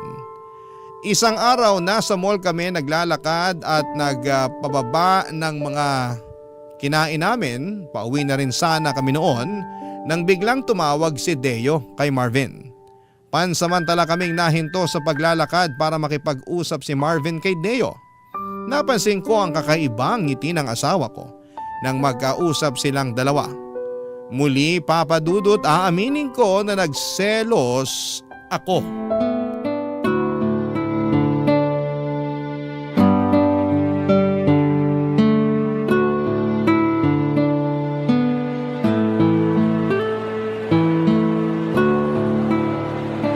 Ang hirap namang matunaw nung kinain nating kaldereta.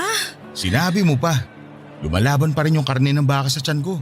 Baka bukas ko na ito maburot mailabas. Ang hirap talaga pag nagkakaedad. Hirap nang matunawan. Hoy, bata pa tayo no? 35 pa lang tayo. Kung makapagsalita ka naman dyan, akala mo kailangan na natin kumuha ng senior citizen ID. Kasi naman, 1 oras ang mahigit nung umalis tayo sa resto na kinainan natin. Pero parang barado pa rin yung sikmura ko. Kinulang yata tayo sa tubig. Magharap nga muna tayo na mabibilhan ng tubig. Buti pa nga. Teka, tumatawag si Deo. Sagutin ko lang saglit ha. Sige, gumilid muna tayo para hindi makakaabala sa mga naglalakad. Sige. Hello Deo. Marvin, nasan ka? Andito kami sa mall ni Vanessa. Katatapos lang namin kumain. Bakit? Ay, nagde-date pala kayo. Pasensya ka na. Naistorbo ko pa ata kayong dalawa. Hindi ka nakaistorbo. Ikaw pa ba? Lagi ako may oras para sa'yo. Salamat naman kung ganun. Napatawag ako kasi imbitahan sana kita sa Sabado kung pwede ka. Anong meron? Birthday ng nanay ko. Alam mo namang tuwang-tuwa sa'yo si nanay.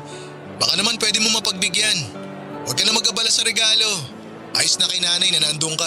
Game! Anong oras ba? 4:00 ng hapon ang simula. Pwede mo naman agahan para makisali ka sa inuman namin ng mga pinsan ko. Gusto ko yan. Matagal na rin ako hindi nakakainom. Kailangan ng mababad sa gin ng lalamunan ko para makaramdam naman ng init at hagod. Ako na bahala sa alak at pulutan. Mananawa ka.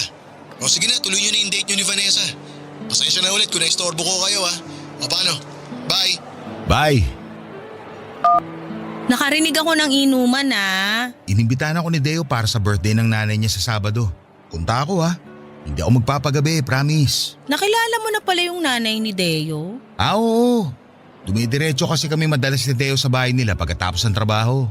Kaya pala lagi kang late kung umuwi. Dumadaan ka pa kina Deo. Hindi naman palagi. Sa tuwing naghahanda lang ng merienda ang nanay niya. Kaya ngayon, super close na kayo ng nanay niya. Oo. Kaya naimbitahan na tuloy ako sa birthday niya sa Sabado. Akala ko ba manonood tayo ng sine sa Sabado? Pwede namang manood na tayo ngayon. Parehas lang naman yung palabas ngayon at sa Sabado. Pagbibigyan ko lang yung nanay ni Deo. Ang bait kasi nun eh. Nakakayang tumanggi at baka magtampo. Alam mo naman ang mga matatanda. Lagi na nga kayong magkasama ni Deo eh. O bakit naman ganyan ka magsalita? Mas maganda ngang lagi kami magkasama eh. Kaysa naman mambabae ako, di ba? Mambababae ka? Bakla ka naman.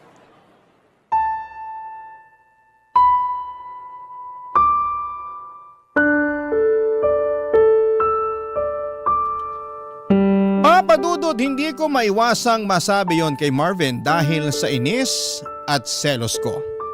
Nawala ang ngiti ni Marvin at napatitig na lamang siya sa akin.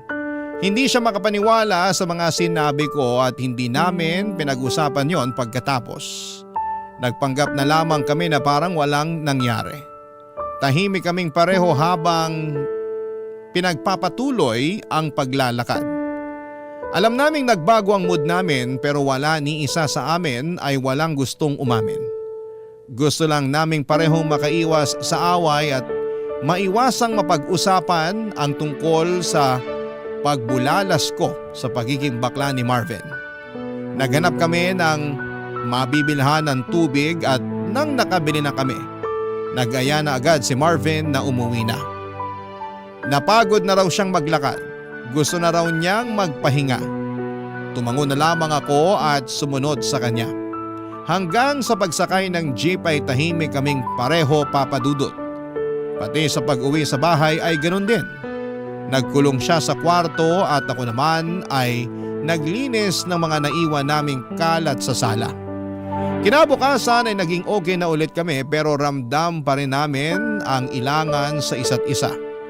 Wala pa rin ni isa sa amin ang gustong pag-usapan ng mga nangyari sa mall.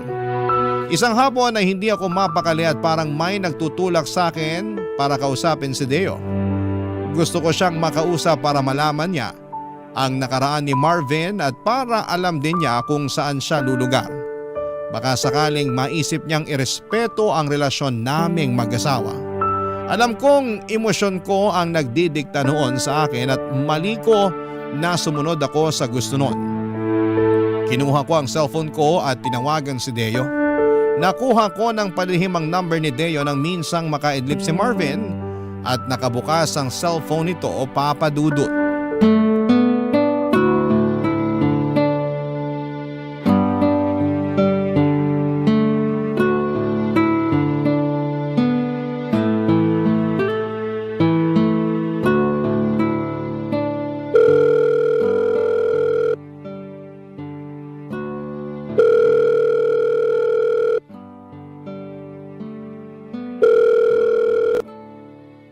Hello? Sino to? Hello, Deo. Si Vanessa to. Yung asawa ni Marvin. Vanessa, ikaw pala. Nagulat naman ako. Hinahanap mo ba si Marvin? Katabi mo ba siya ngayon? Nasa 4th floor siya ngayon eh. Kausap boss namin. May ibibilin ka ba sa kanya? Wala naman. Kung pwede nga sana wag mo nang sabihin na tumawag ako sa'yo. Ha? Bakit? May problema ba? Meron May tampuhan ba kayo ni Marvin? Gusto mo kausapin ko siya para magkaayos kayo? Wala naman. May iba akong problema. Tungkol saan ba yung problema? May tutulong ba ako? Tungkol sa'yo. At oo, makakatulong ka sa akin. Tungkol sa akin? Teka, may nagawa ba ako sa'yo? Alam mo bang dating bakla si Marvin? Hindi niya nakwento pero ramdam ko naman. Pilantik pa lang ng daliri hindi na kailangan pag-usapan Mag-beshiwap kami ni Marvin mula nung 10 years old kami.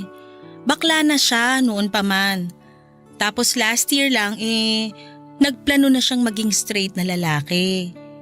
Para magawa yon, inaya niya ako magpakasal. Pumayag ako agad. Grabe. Akala ko sa barangay love stories lang nangyayari yung mga ganyang kwento Seryoso ko. Ano naman ngayon ang problema kung sakali? Hindi ka ba naniniwalang straight na siya? Medyo alanganin, lalo na nung pinakilala ka niya sa akin. Bakit naman ako nadamay sa problema? Katrabaho niya lang naman ako. Pero kasi nung bakla pa siya, mga tipo mo yung ginujowa niya.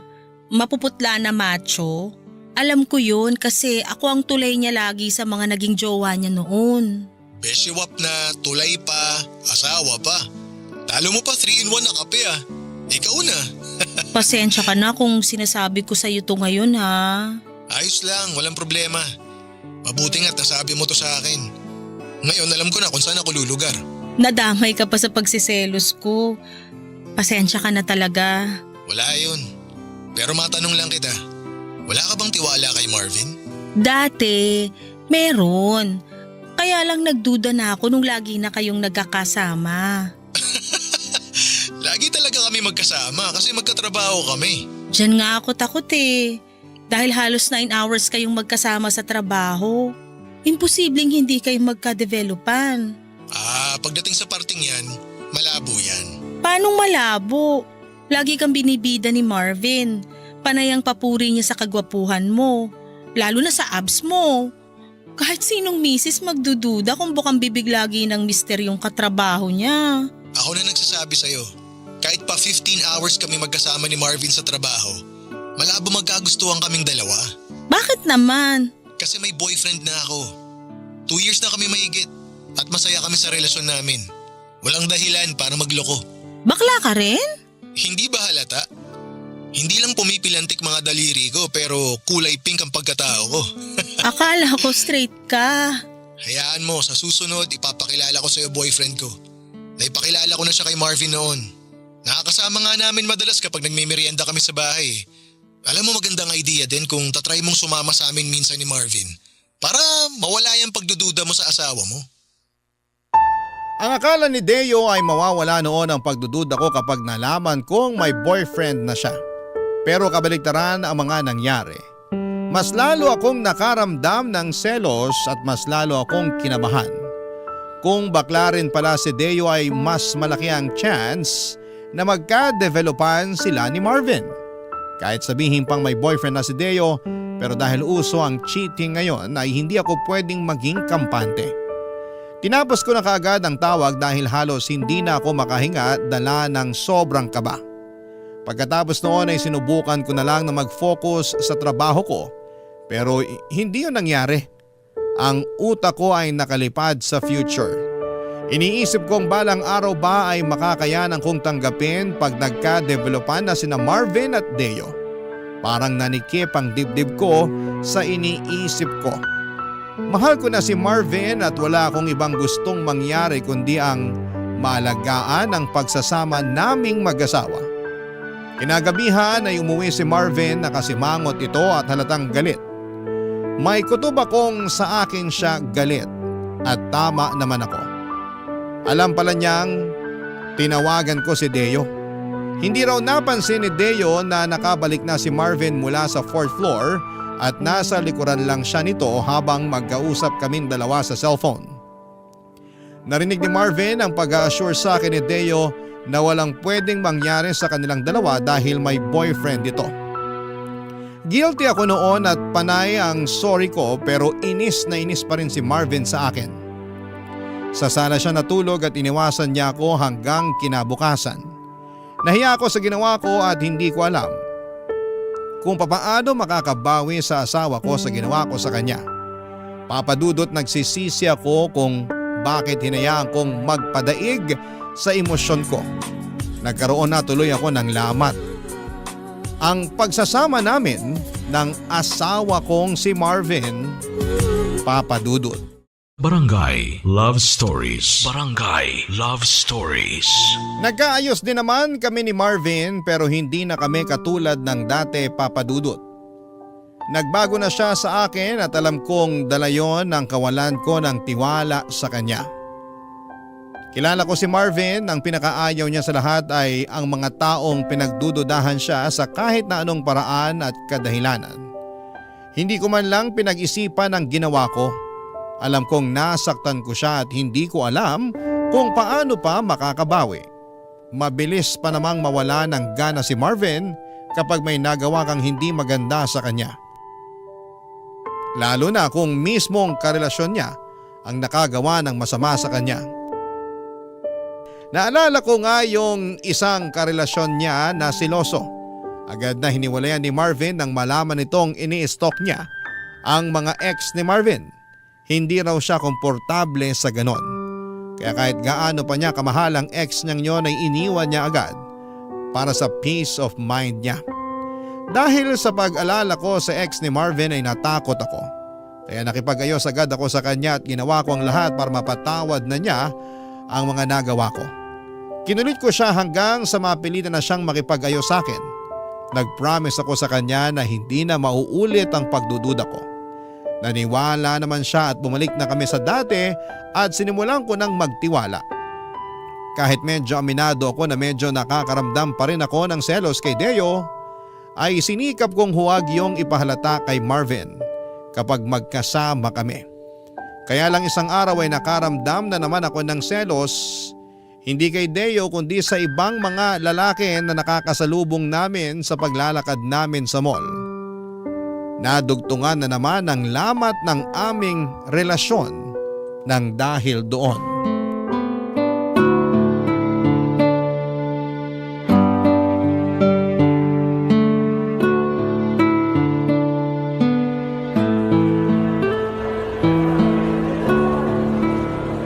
Pwede ba tayong dumaan sa second floor? Bibili lang ako ng bagong casing ng phone ko. Sure ka? Mas mura kaya online. Umorder ka na lang, free shipping pa. Sale pa naman bukas. Pwede, pero check pa rin natin dito. Maaga pa naman eh. Okay, pero daan lang muna tayo sa pharmacy. Bibili lang ako ng vitamins ko. Ay sakto, ubus na rin yung vitamins ko. Oo nga pala. O ano yon? Wala. May nasalubong ka lang na gwapo na tahimik ka na bigla. Ano na naman ba ang pinupunto mo? Wala naman. Huwag mo sabihin pinagsiselosa mo yung nasalubong natin. Masama ba? Natahimik ka nung dumaan siya eh. Wow, grabe. Ang lagkit pa ng tingin mo. Ni minsan hindi mo ako tiningnan ng ganon. Seryoso ka ba? Akala ko ba hindi ka na magsiselos? Akala ko rin eh. Pero iba yung dating sa'yo nung nasalubong natin. Parang gusto mong lundagan. Parang gusto mong lapain. Ganyan talaga kahayok sa lalaking tingin mo sa akin? Una si Deo. Tapos ngayon ibang lalaki naman. Ang saklap ha. Pati hindi ko kilala pinagsiselosan mo. Nakakaselos kasing reaksyon mo nung dumaan yung lalaking yon. Kakaiba yung tingin mo eh. Masama na ba tumingin sa ibang tao ngayon? Anong gusto mo? Sa'yo lang nakadikit ang mga mata ko. Tama na nga, ayoko na ng away. Ayaw mo ng away. Pero ikaw naman to nagsimula. Kaya nga tinatapos ko na, di ba? Ano bang dapat kong gawin para matigil ka na sa pagsiselos mo?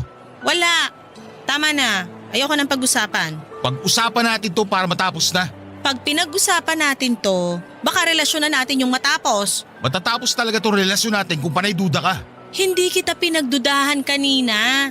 Nagselos at nagtaka lang ako. Ganon din yun. Hindi ka magsiselos kung hindi ka nagdududa.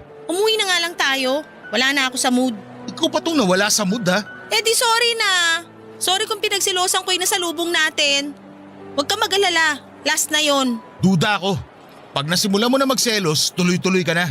Ganyan ka sa ex mo dati. Halos sakali mo na sa kakaselos mo. Alam mo naman palang selosa ako dati pa. Pero bakit pinakasalan mo pa ako? Kasi akala ko, bilang ilang dekada na tayo magkaibigan, buo na ang tiwala mo sa akin. Hindi ka pa ba tapos dumakdak? Ikaw, hindi ka pa tapos magselos? Hindi ba ako pwedeng manalo sa usapan na to? Bakit ko hayaang manalo yung pagsiselos mo? May karapatan ako magselos dahil asawa kita. Dahil mahal kita. Kahit asawa kita, wala ang karapatang pagdudahan ako. Lalo ng kasarian ko. Hindi ako nagdududa sa kasarian mo. Sinungaling, kung hindi ka duda sa kasarian ko, bakit halos ikamatay mo yung kakaselos sa lalaki na kasalubong natin? Hindi ako nakasagot sa sinabi ni Marvin, Papa Dudut. Nahiya ako bigla dahil alam kong tama siya. Talaga namang nagdududa pa rin ako sa kasarian niya pero hindi ko magawang aminin yon sa harapan niya. Nang hindi na ako sumagot ay naglakad na ng mabilis si Marvin para makalabas na ng mall. Humabol naman ako pero hindi kami nag-usap. Sabay pa rin kaming sumakay ng taxi pa uwi at hindi pa rin kami nag-iimikan sa loob ng taxi hanggang sa makauwi kami ng bahay. Hindi na ako muling kinausapan ni Marvin kahit ilang beses na ako nag-attempt na pag-usapan namin ang mga nangyari. Alam kong napagod na siya sa ginagawa ko at kahit ako ay pagod na rin namang magduda. Kaya lang ay hindi ko pa ma-practice na magtiwala ng buo sa kanya. Hindi ko maipaliwanag sa kanya kung bakit ganon akong magduda. Ayokong galitin pa siya lalo kaya naman ako na rin mismo ang dumistansya. Sa mga sumunod na araw ay hindi na kami tuluyang naayos. Lagi na lang late kung umuwi si Marvin at hindi na kami nakakapag-usap tulad ng dati. Nanlamig na siya ng tuluyan sa akin, mas lalo tuloy akong napraning dahil sa mga inaakto niya. Dahil sa pagdistansya niya sa akin ay naisip kong mas lalo lang lalaki ang chance na mapalapit siya kay Deo o sa ibang lalaki na makakasalamuha niya. Baka nga, para makaganti sa akin ay manlalaki na siya para lang patunayan ang mga pagdududa ko sa kanya. Natakot ako lalo sa mga iniisip ko, Papa Dudut. Kaya bago pa umabot sa puntong yon ay kinausap ko na siya. Nahirapan akong harapin siya noong una dahil nga sa panayang iwas niya. Pero napilitan din siya na makipag-usap sa akin ang ma-realize nito marahil na hindi na namin pwedeng iwasan ang isyo na namamagitan sa aming dalawa. Nagkausap na ulit kami at sinikap na ayusin kung ano man ang naging gusot noong nakaraan, Papa Dudut.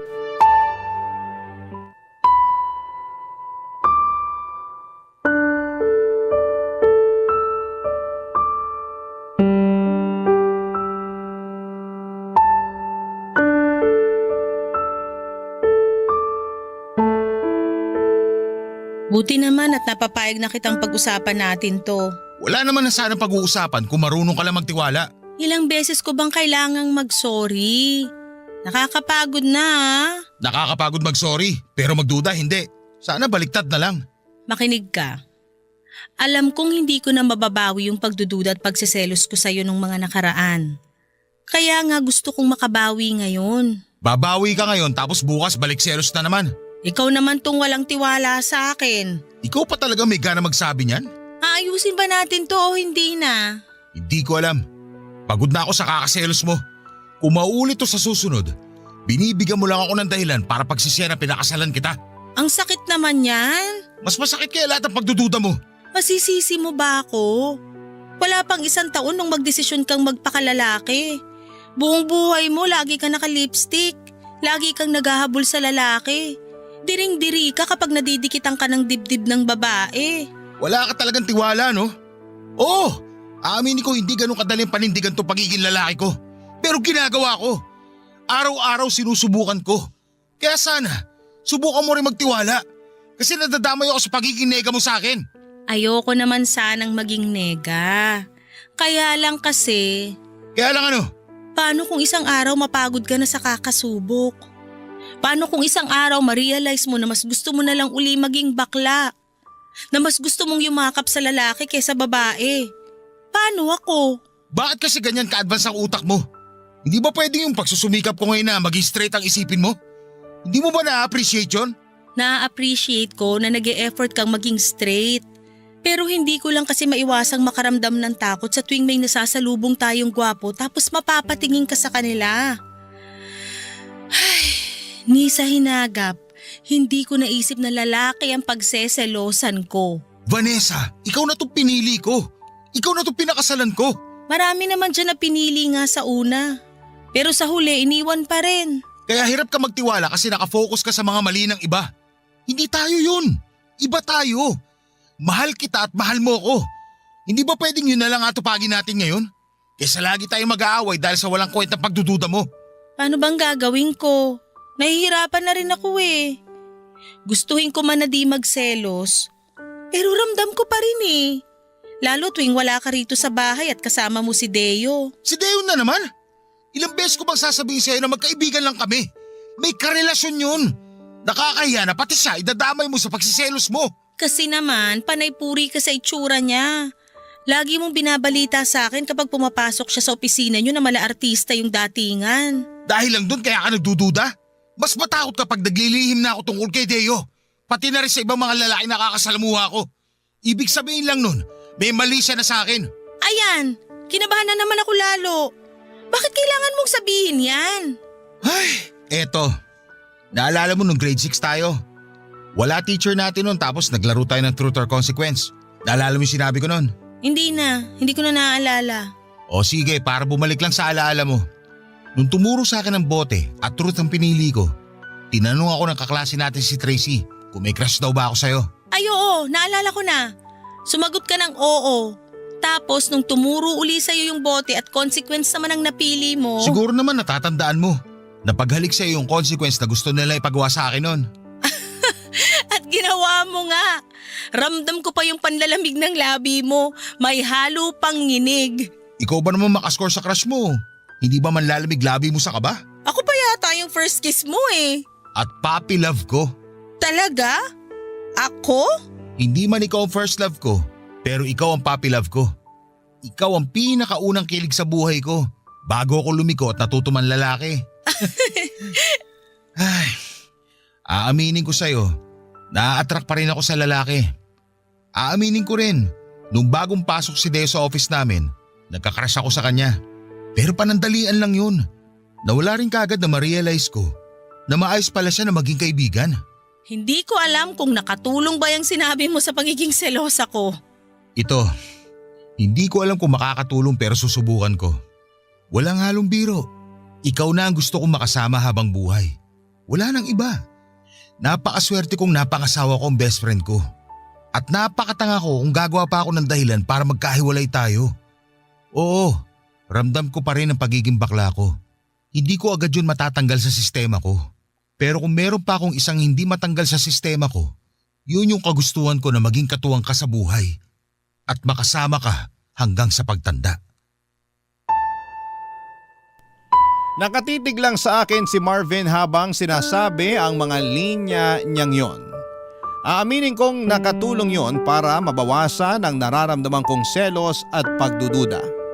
Niyakap ko na lamang siya dahil hindi ko rin alam kung ano ang susunod na sasabihin para hindi masira ang moment namin. Pagkatapos noon ay nagbalik na kaming muli sa masayang relasyon namin. Kaya lang, ramdam ko na noon ng pagiging maingat ni Marvin. Ramdam ko rin na napapraning na siya sa tuwing lumalabas kami at nakakasalubong kami ng gwapong lalaki. Iniiwasan na rin niya si Deo at ramdam ko ang lungkot niya noon. Alam ko naging close na silang dalawa at nakasira lamang ang pagsiselos ko sa samahan nila. Aaminin ko na hanggang ngayon ay hindi pa ganoong kabuo ang tiwala ko kay Marvin. Siguro'y likas na sa akin ang magduda dahil yun na ang nakasanayan ko sa mga dating nakarelasyon ko. Pero bala ko na sana yung itigil kaya lang ay hindi ko alam kung papaano. Ayoko magkasira kami ni Marvin dahil wala na akong ibang gustong makasama kundi siya na lamang talaga. Lalo't nagbabalak na kaming magkaroon ng anak bago matapos ang taong ito. Hindi naman makakatulong kung may ilangan pa kami pagdating sa tiwala kung paplanuhin na naming bumuo ng pamilya. Baka naman may tips kayo kung paano mawawala ang pag-overthink ko, kung paano mawawala ang pagdududa at ang pagsiselos ko. Gusto ko sanang maayos ang relasyon namin pero sana'y matulungan ninyo ako kung papaano. Salamat po sa mga susubok na tumulong at magpadala ng komento sa inyong Facebook page. Salamat na rin po sa team sa Barangay LS sa pagdinig at pagbabahagi ng aking kwento. Ang inyong forever kapuso at ka-barangay, Vanessa. Barangay Love Stories. Barangay Love Stories. Nalilito pa rin sa life ang ating kabarangay. Ano kaya ang maipapayo mo sa kanya? Ibahagi mo yan sa ating comment section para mabasa rin niya. Nagustuhan ng iyong napakinggan? Ituloy yan via live stream sa www.gmanetwork.com/radio. Barangay LS. In Mega Manila, 97.1. Forever!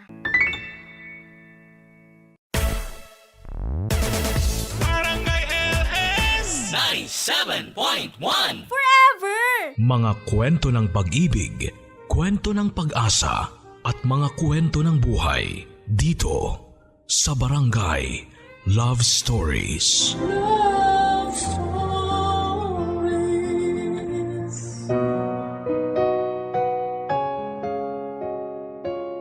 Ang sabi nila, you can't be friends with your ex. Pero para sa iba, mas mabuti nang maging kaibigan ng taong dati mong minahal kesa hayaan siyang mawala at tuluyang lumayo sa buhay mo. Sign daw ito ng pagiging mature kung saan ay tanggap ninyong pareho ang katotohanang hindi talaga kayo ang para sa isa't isa. Ganito ang nangyari mismo sa ating kabarangay ngayong araw na itago na lang natin sa pangalang Kisses, kung saan ang ex-boyfriend niyang si Reese ay nauwi sa pagiging boy best friend niya. Saan hahantong ang pagkakaibigang ito nila Kisses at Reese? Ito ang dapat ninyong abangan sa mga kwento ng pag-ibig, buhay at pag-asa sa nangungunang Barangay Love Stories. Dear Papa Dudut, Philippians chapter 1 verse 29. Your pain has a purpose. Ito po ang isa sa mga paboritong verses ko sa Bible na pinanghahawakan ko pa rin hanggang sa ngayon. Malaki ang naitulong nito sa mga pinagdaanan ko sa buhay, lalong-lalo na sa kwentong ibabahagi ko sa inyo ngayong araw. Bago po ang lahat ay tawagin niyo na lamang po ako sa pangalang Kisses. 23 years old na po ako ngayon at taga Cavite. Sumulat po ako sa inyo dahil gusto ko pong i-share ang story namin ng best friend ko. Naitago na lang natin sa pangalang Reese. College po kami noon nang magkakilala kami ni Reese. Kaklase ko po siya sa kursong education. Masasabi ko pong ideal guy si Reese. Bukod po kasi sa pagiging mabait at matalino nito, ay may itsura din po siya at makisig ang kanyang pangangatawan. Bonus pang nagsiserve siya sa church bilang pianista. Karaniwan nagsisimula ang dalawang tao bilang magkaibigan bago sila pumasok sa isang relasyon. Pero kami po ni Reese ay nagsimula kami bilang magkasintahan bago naging matalik na magkaibigan. First year college kami noon at kasagsagan ng midterms. Nang magtapat sa akin si Reese na may gusto siya sa akin. Nang mga panahon na yon, Papa Dudut, ay may feelings na rin po akong nararamdaman para sa kanya. Kaya matapos ang 3 buwan na panliligaw ay tinanggap ko siya bilang boyfriend. Ang problema nga lang ay masyado pa kaming bata noon. Immature pa kami kung mag-isip at bawat bagay na ginagawa namin ay nauuwi sa selosan. Kaya naman short-lived lang ang naging relasyon naming dalawa.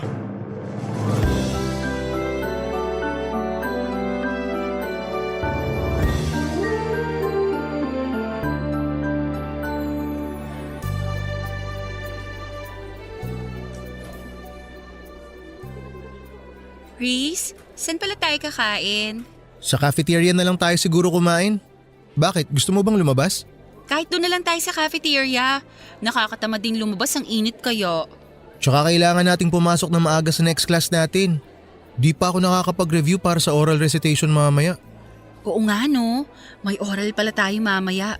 May kopya ka ba ng lesson natin kahapon? Meron, nasa flash drive ko. Gusto mo mag-review na lang tayo habang kumakain? O sige, mas mabuti pa yon. Ah, nga pala. Hindi ako makakasabay pag uwi mamaya. Bakit? Nag-aya sila Eric eh. Birthday daw ng kapatid niya. Magiinom kayo? Magiinom sila, ako hindi. Marami pa akong gagawin mamayang gabi. Sige, enjoy kayo. Basta walang inom ha. Ako rin, late din naman ako makakauwi eh. Bakit? Anong gagawin mo? Nagpapasama si Jake, may ilalaka daw na papers. May kailangang ipapirma sa mga prof at kay Dean. Jake? Bakit? Di niya ba kayang gawin yung mag-isa? Kilala mo naman si Jake? Sobrang mahiyain na tao noon. Tsaka takot siya kay Dean. Alam mo naman si Dean, tingin pa lang, akala mo nangangain ng tao. Lagi na lang nagpapasama sa yung Jake na yan ah. Wala ba siyang ibang kaibigan? Baka mamaya pinopormahan ka na pala nun ah. Grabe ka naman mag-isip. Nagpapatulong lang naman yung tao. Nagpapatulong daw. Sabihin mo, may ibang motibo yan Jake na yan. OA ka ha? Alam naman niyang may boyfriend ako. Yun na nga eh. Alam niyang may boyfriend ka na tapos lapit pa siya ng lapit sa'yo. Nagsiselos ka ba? Harmless naman si Jake eh. Ikaw talaga sobrang malisyoso mo. Huwag mo na siyang samahan. Bakit naman? Eh nagpromise na ako sa kanya. Di sabihin mo busy ka o kaya may emergency, ganun. Di ka na naawa sa tao. Magpapapirma lang naman eh. Ang dali-daling magpapirma eh. Mabigat ba yung papel? Kailangan talaga may kasama siya? Reese, ayan ka na naman ha? Nagsisimula ka na naman. Nagsisimula ng ano? So ayaw mo? Mas gusto mong samahan si Jake? Eh bakit ba ayaw mo kay Jake? Ano, pagbabawalan mo na akong sumama sa mga kaibigan ko ngayon? Hindi kita pinagbabawalan. Sinasabi ko lang na ayaw kong dumikit-dikit ka dun sa Jake na yon. Kung sasama ka sa mga kaibigan mong babae, yon, walang problema sa akin yun. Alam mo, sumusobra na yung pagiging siloso mo eh.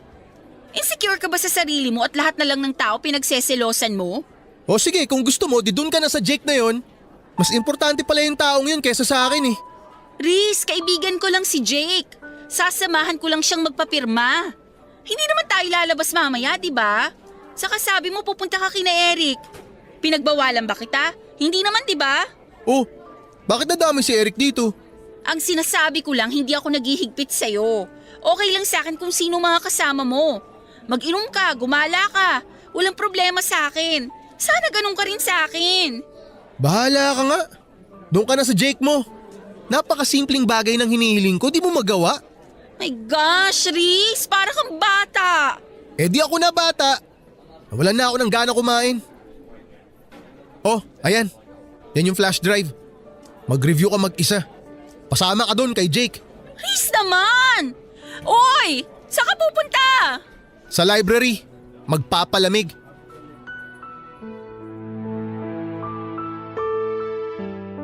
Palagi na lang kami noong away-bati ni Reese, Papa Dudut. Kaya pareho naming napagdesisyonan na tapusin na lamang ang relasyon namin para sa kabubuti naming dalawa. Siguro ay may iba pang plano para sa amin si Lord, kaya kami hindi nag-click ni Reese bilang magkarelasyon. Ganon man ang nangyari ay nanatili pa rin kaming magkaibigan dahil siguro magkaklase kami at araw-araw naman kaming nagkikita kaya nagstay kami as friends. Nagsimulang tumibay ang relasyon namin, Papa Dudut, bago kami matapos sa first year college. Naging groupmates kami noon sa isang school project. Nung unay medyo awkward pa kami sa isa't isa dahil nga sa naging past namin, pero kalaunan ay nasanay din kami sa bagong setup namin. Pagkatapos nito ay sunod-sunod ang pagsasama namin ni Reese sa iba't ibang school activities. Nagsimula kaming maging study partners kung saan ay nagtutulungan kami sa mga lesson na hirap kaming intindihin. Magaling sa mathematics si Reese, Papa Dudut. Samantalang ako, English naman ang forte ko. Mas lumalim pa ang pagkakaibigan namin dalawa noong inaya niya akong sumama sa church nila. Doon ko lang na-realize na malapit din pala si Reese sa Panginoon. Simula noon ay naging parte na ng routine namin ang kasamang umattend ng service sa church at sumali sa mga Bible study. Paminsan-minsan ay meron din kaming Bible study sa bahay namin, bahay nila at maging sa school kasama ang iba pa naming kaibigan. Naging hobby na rin naming pareho ang magsulat ng daily devotion na pareho naming binabasa tuwing katapusan ng buwan. Madalas nga ay nagugulat ako, Papa Dudut, dahil kasama ako sa devotions niya na siya namang ipinagpapasalamat ko sa kanya at pati na rin kay Lord.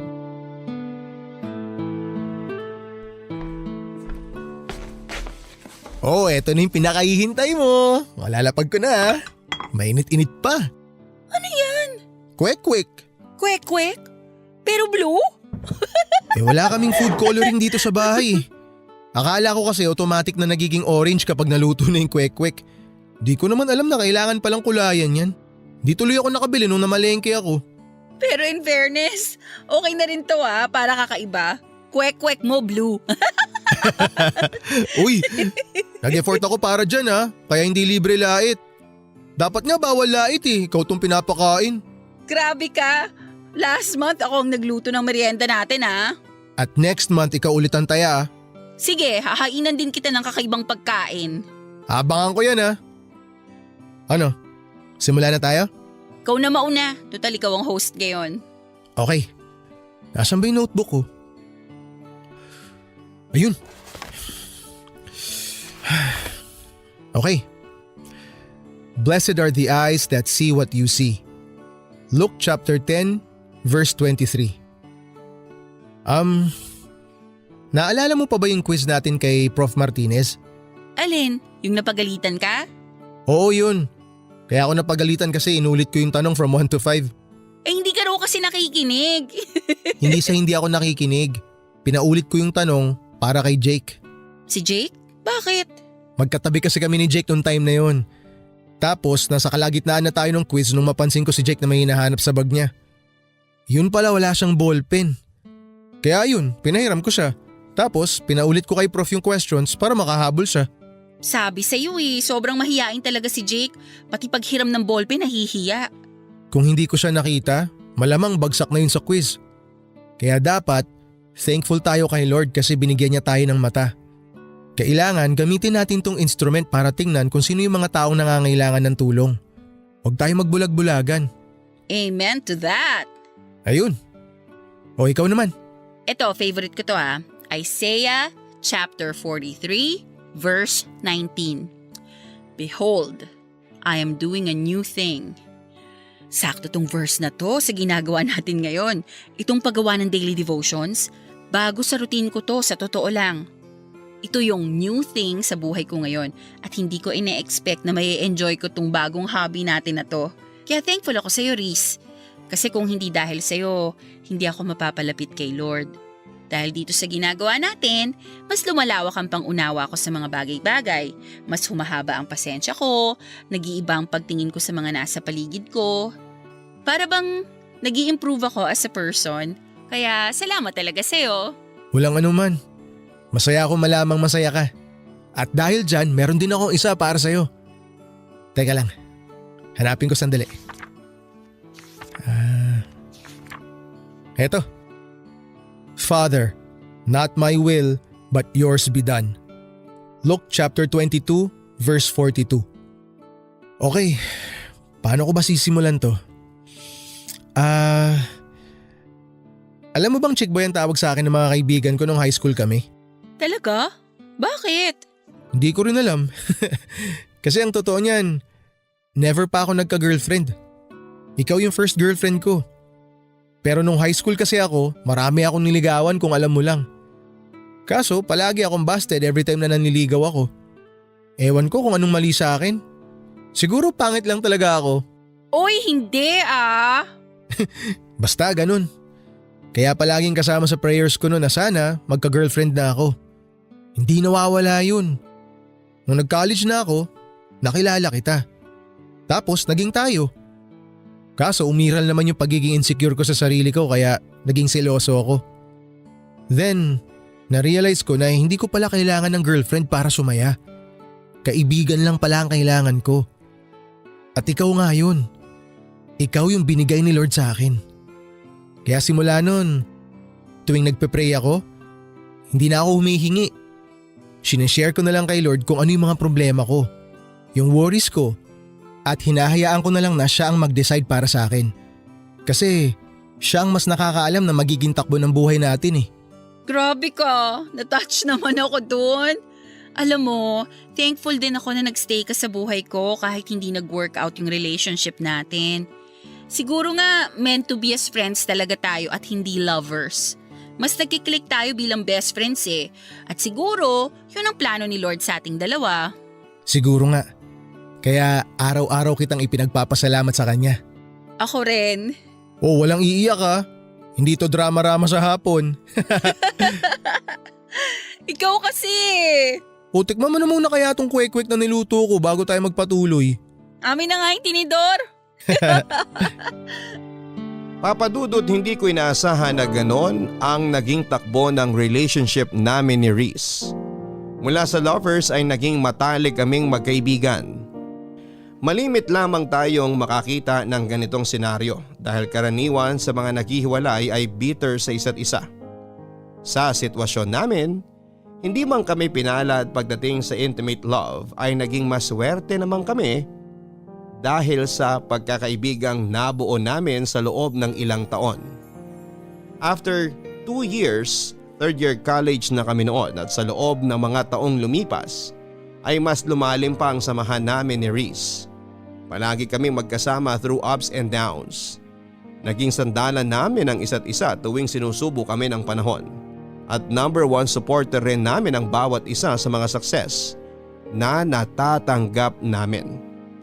Parang kapatid na nga ang naging turing ko kay Reese na naging protector ko sa mga taong nakapaligid sa akin. Pero papadudot hanggat tayo'y humihinga ay hindi tayo nauubusan ng pagsubok sa buhay. Dumating ang araw kung saan ay sinubok ang tatag ng loob ko at pananalig sa Diyos. Nangyari ang isa sa mga bagay na pinakatatakutan ko nang matanggap ko ang balita na inatake sa puso ang papa ko na noon ay nagtatrabaho sa ibang bansa. Papadudot, malaki ang pasasalamat ko kay Lord dahil hindi niya pinabayaan ng papa ko sa abroad. Na-survive ni Papa ang pinagdaanan niya pero dahil sa nangyari ay naapektuhan ng malala ang kalusugan nito. Kinailangan niyang umuwi sa Pilipinas para mabantayan namin siya ng maayos.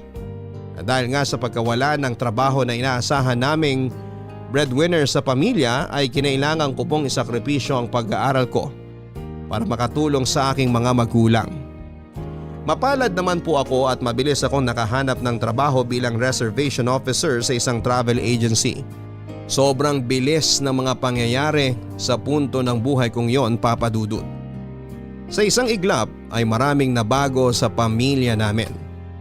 Sa mga susunod na problemang dumating sa amin ay aminado akong nawala sa isipan ko si Reese. Sa sobrang busy ko sa trabaho noon at sa pagbabantay sa kalusugan ni Papa, ay napabayaan ko po ang pagkakaibigan naming dalawa.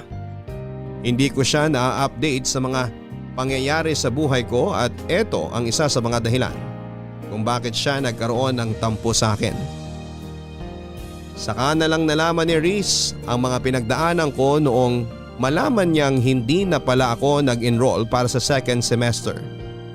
Masyado na kasi noong mabigat ang family problem namin kaya naisipan kong wag nang idamay pa roon si Reese. Kung problema lang sana ito sa school o mga bagay na madali lang solusyonan, ay naibahagi ko na ito sa kaibigan ko. Pero dahil personal ko itong problema at ng pamilya namin ay minabuti kong solohin na lamang ito. Nagtampo sa akin noon si Reese dahil pakiramdam niya ay kinalimutan ko na siya at binaliwala ko na lamang basta ang friendship namin. Agad ko naman pong inayos ang gusot sa pagitan namin dahil ayoko rin namang masira ang samahan naming dalawa. Reese! Oh, Kisses! Anong ginagawa mo rito? Kanina pa ako pabalik-balik dito sa bahay niyo. Nasa labas ka raw. Naku, pasensya ka na. May pinuntahan kasi ako. May message ako sa'yo kaso hindi mo naman binabasa kaya nagpunta na ako rito. Naku, sorry, hindi ko nabasa agad. Ba't ka ba naparito? May problema ba? Gusto ko lang sanang mag-sorry. Alam kong nagtatampo ka sa akin kasi hindi ko nasabi sa'yo yung plano ko na mag-stop muna sa school. Alam mo, aminin ko, medyo nakakatampo nga yun. Nagulat na lang ako nung nalaman ko na hindi ka na pala mag-e-enroll para sa next semester. Para bang feeling ko na nabaliwala lang ako. 'Di ba? Lagi naman tayo nagsasabihan ng problema. Bakit ngayon hindi mo nasabi sa akin? Ang dami kasing nangyayari ngayon eh. Hindi ko na alam kung anong uunahin ko. Tsaka akala ko kasi magagawan pa ng paraan kaya hindi ko na sinabi. Kaso wala eh. So wala na talaga? Hindi ka na mag-e-enroll? Hindi na muna. Magtatrabaho na lang muna ako para makapag-ipon. Sorry Kisses ha. Wala akong maitulong sa problema mo ngayon. Alam mo naman, hikaos din kami. Tsaka yung tita ko lang ang nagpapaaral sa akin. Gustuin ko man tumulong kaso hindi naman kami mayaman. Okay lang yun. Ano ka ba? Sa ngayon, nareremedyohan pa naman namin. Kaya nga ayoko magsabi sa iyo eh kasi alam kong mamumroblema ka rin. Pagdating kasi talaga sa pinansyal, nahihiya talaga akong magsabi. Uy, nagtatampo ka pa rin ba hanggang ngayon? Tampong kaibigan lang to, huwag kang mag-alala. Naiintindihan naman kita eh. Pero teka, kumusta na pala papa mo? Okay naman na siya. Hindi nga lang pwedeng magpagod. Tsaka nadagdagan na naman yung maintenance niya. Daming gamot na kailangan bilhin. Kaya kailangan talagang kumayod. Eh ikaw, kumusta ka naman? Alam ko na lagi tayong nag-uusap sa chat at nagkikita every month para sa mga devotion natin. Pero gusto kong malaman yung totoong nararamdaman mo ngayon. Huwag kang maglihim sa akin, okay? Mas lalo ako magtatampo sa'yo. Sa totoo lang, medyo nalulungkot ako kasi nga syempre, hindi muna ako makakapasok sa school. Ibig sabihin nun, mapag-iiwanan ako. Hindi na tayo sabay makakapagtapos. Eh di ba promise natin sa isa't isa na sabay tayo magmamarcha tapos sabay na magtitake ng board? Yun nga sana ang plano. Kaso hindi naman natin hawak ang buhay natin eh. Hindi lahat ng gusto nating mangyari natutupad. Siguro iba ang plano ni Lord sa atin kaya ganito. Pero magtiwala ka lang sa Kanya. Mas maganda ang plano ni Lord kesa sa mga plano natin sa sarili natin. Tama ka dyan. Eh kumusta ka naman sa trabaho mo? Madali lang yung trabaho. Actually, nakapag-adjust naman ako agad. At saka mababait yung mga katrabaho ko, lalo na yung boss ko. Pero syempre, minsan may clients talaga na masungit kaya kailangan talaga ng mahabang pasensya. Intindihin mo na lang sila. Hindi natin alam kung ano pinagdadaanan nila eh. Alam ko naman yun. Tuwing may ganun nga ako na-encounter, iniisip ko na lang na para sa kinabukasan ko to. Tama yan, maganda yan. Mindset lang. Kaya ayusin mo ang trabaho mo. Kailangan mong bumalik sa pag-aaral. Magiging licensed teacher pa tayo. Oo naman, kaya wag kang magmadali ha. Antayin mo ko. Siyempre, ikaw pa ba? Pero wag ka ring magmadali. 'Di ba sabi nga, don't rush what God is taking time to prepare. Tiwala lang tayo sa timing niya. Tatandaan ko yan. Basta ako work. Tapos ikaw naman, pagbutihin mo yung pag-aaral mo ha. Okay po, Nay. O sige na, uwi na ako. Uwi ka na agad? Pasok ka muna sa bahay. May merienda ata sa loob. Meron ba? O sige, tara. After a year ay mabilis din namang naibalik ang dati sa pamilya namin. Dahil sa sipag at tiwala kay Lord ay unti-unti rin kaming naging financially stable. Hindi na rin po bumalik sa ibang bansa si Papa. Minabuti naming manatili na lamang siya dito sa Pilipinas para sa ganoon ay mabantayan namin siya. Mas mabuti na pong maging maingat dahil kapag pinayagan namin siyang bumalik sa abroad ay baka maulit na naman ang nangyari sa kanya. Hindi ko po kaagad iniwan ang work ko at nagpatuloy ako sa pagtatrabaho para mapaghandaan ang pagbabalik ko sa pag-aaral. Gusto ko po kasing magkaroon ng sapat na ipon para masuportahan ang sarili ko at hindi na umasa sa mga magulang ko. Sinikap ko rin pong balansehin ang oras ko sa trabaho, sa pamilya at kay Riz. Patuloy ko siyang sinuportahan sa kanyang pagpupursige na makamit ang pangarap naming maging licensed teacher. Hindi ko rin po kinalimutang umattend sa mga Bible studies kasama si Riz at ang pagpunta sa mga Sunday service para makapagpasalamat kay Lord sa patuloy na paggabay sa amin at pagbibigay ng blessings. Nang taong pong yon ay nakapagtapos ng pag-aaral si Riz at isa po ko sa mga proud sa achievement na nagawa ng aking kaibigan. Pero sa kabila nito Papa Dudut ay hindi ko maiwasang makaramdam ng inggit dahil napag-iwanan na ako ng mga kaklase ko. Pareho naming pinangarap ni Riz na makapagtapos at sabay na ipagmayabang sa mundo ang diplomang matatanggap namin. Pero dahil sa mga hindi magagandang bagay na nangyari sa buhay ko, ay hindi ko na ito magagawa pa kasama ang best friend ko. Gayunpaman ay ipinakita ko kay Riz ang buong suporta ko sa kanya sa panibagong yugto ng buhay na kanyang tatahakin.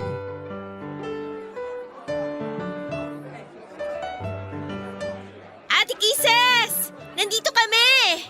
Uy, Jenica! Kanina ko pa kayo hinahanap, nandito lang pala kayo. Ang daming tao, grabe. Di mo na naabutan pagkuha ni Kuya sa diploma niya. Kaka-out ko lang kasi sa trabaho tapos bumili pa ako ng regalo. Kaya nga ako laging nagpapasend sa'yo ng pictures para kahit papano makita ko yung reaction niya during graduation. Madami akong sinend sa'yo. Oo nga salamat. Nakasave na lahat sa phone ko. Teka, nasa na ba siya?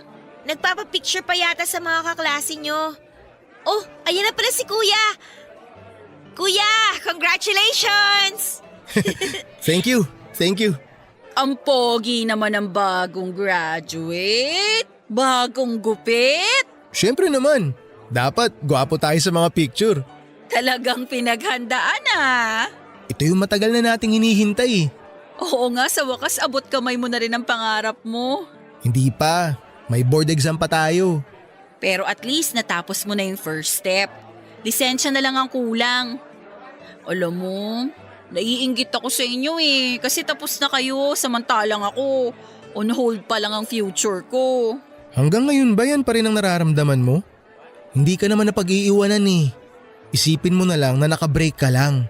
Tsaka hindi naman karera ang buhay. Hindi to pabilisan. Nakakalungkot nga kasi marami sa atin na masyado nagmamadali sa buhay. Minsan nakakalimutan na nilang i-enjoy yung moment. Hindi ko rin naman kasi maiwasang makaramdam ng inggit Parang ngayon, ang sarap sana sa feeling kung nakasuot rin ako ng toga. Ang saya sana kung kasama ako sa class picture nyo, na may pangalan din ako sa yearbook. Siyempre, kayo yung mga nakasama ko ng journey ko sa pagiging teacher ko. Kaya nalulungkot lang ako na hindi ko kayo makakasabay. Ano ka ba? Walang expiration date ang pag-aaral. Pwede ka naman bumalik sa school anytime Makukuha mo pa rin yung diploma mo. Magiging teacher ka rin balang araw. Makakamit mo yung pangarap mo basta magpursige ka lang. Huwag kang panghinaan ng loob. Mas proud nga ako sa iyo kasi nakakatulong ka na sa pamilya mo kahit hindi ka pa-graduate. At sure ako, pati mga magulang mo proud na proud din sa'yo. Salamat ah. Ay nako, nagdrama pa ako. Ngayon pa talaga na dapat happy lang kasi moment mo to. Bida-bida talaga ako minsan, no? Anong minsan? Madalas. Ay talaga ba? Biro lang. Sige, di ko nabibigay tong gift mo. May regalo ka sa akin? Nasaan? O ayan. Congratulations! Uy! Salamat, nag-abala ka pa. Sus, kunwari ka pa, gusto mo rin naman. Nakailang pasaring ka na kaya tungkol sa regalo mo. Joke lang naman yun, tinutuo mo naman. Baliw! Kahit naman hindi ka magpasaring, ibibili talaga kita ng graduation gift kasi deserve mo yan. Proud ako sa'yo, tandaan mo yan. At ikaw, tandaan mo rin na lagi ako nakasupport sa'yo. Siyempre, tulad nga ng sabi ko kanina, proud na proud ako sa'yo. Matagal pa ba kayo dyan? Baka naman gusto nyong sa bahay na lang ipagpatuloy ang tsikahan nyo kasi gutom na po ako eh. Bakit, magpapakain ka ba? May surprise handaan sa bahay. Marami kang sponsor kaya umuwi na tayo. Eh paano pa magiging surprise yun kung sinabi mo na? Ay, oo nga pala no. Sorry, hindi ko sinasadya. Ikaw talaga, napaka-spoiler mo. Kayo kasi ang dami niyong kwento eh. Magkunwari ka na lang na nagulat mamaya. Sige na, tara na. Kisses, halika na. Ganun na nga po ang ginawa ko, Papa Dudut. Katulad ng sinabi sa akin ni Reese ay hindi ako nagpadaig at humabol ako. Ginawa ko motivation ang pagbabalik ko sa school para pagbutihin pa ang trabaho. Nang makakuha ako ng sapat na ipon ay nagsumikap ako makabalik sa pag-aaral. Hindi nga nagtagal ay nakapag-enroll po ulit ako sa university kung saan kami sabay na nag-aral ni Reese. Sobrang saya ni Reese nang mabalitaan niyang nagbalik na ako sa eskwela para ipagpatuloy ang kurso ko. Sa katunayan ay mas excited pa nga siya kesa sa akin. Sa pagkakataong yon, sa halip na mag-enroll sa isang review center at paghandaan ang kanyang board exam ay naisipan ni Reese na maghanap na muna ng trabaho. Ayon sa kanya, siya naman na mag-iipon habang ako ay nag-aaral pa. Gusto raw kasi niya na hintayin ako para sabay kaming makapag-review at sabay na maging lisensyadong guro. Yung kasi ang pangako namin sa isa't isa, Papa Dudut, na sabay naming aabutin ang mga pangarap namin. Sobrang na-appreciate ko pang ginawang yun ni Reese para sa akin kaya sineryoso ko ang pag-aaral. Ginawa ko siyang inspirasyon upang mapagbuti ko ang studies ko. Pero ang hindi ko alam, Papa Dudut, ay may iba pa palang plano ang tadhana para sa aming dalawa. Nasa kalagitnaan na ng school year noon nang isang masamang pangyayari ang naganap. Papa Dudut, kasagsagan noon ng final exam para sa midterms. Karaniwan, pagkagising ko sa umaga ay ang cellphone ko ang una kong chinecheck. Pero ng araw na yon ay diretso kagad ako sa CR pagkamulat ng mga mata ko para maligo. Na-late po kasi ako ng gising kaya kinailangan kong magmadali. Hindi ko alam kung bakit pero ng araw na yon ay hindi ko sinunod ang daily routine ko. Kadalasan ko po kasing binabati ng maaga si Reese bago ko simula ng araw ko. Pero hindi ko ito nagawa ng panahon na yon. Umabol pa ako sa pagre-review habang papunta sa eskwelahan. At pagkarating sa eskwela ay diretso kagad kami sa examination. Sobrang busy ko ng araw na yon, Papa Dudut. Sa katunayan nga ay tanghali na nang magkaroon ako ng oras para i-check ang cellphone ko. Saktong 1:00 noong makita ko ang sunod-sunod na missed calls sa akin ng kapatid ni Reese. Pagkabasa ko sa message ng kapatid nito ay bigla akong nanlamig at binalot ng kaba. Nang mabasang gusto nila akong papuntahin sa kanilang bahay as soon as possible.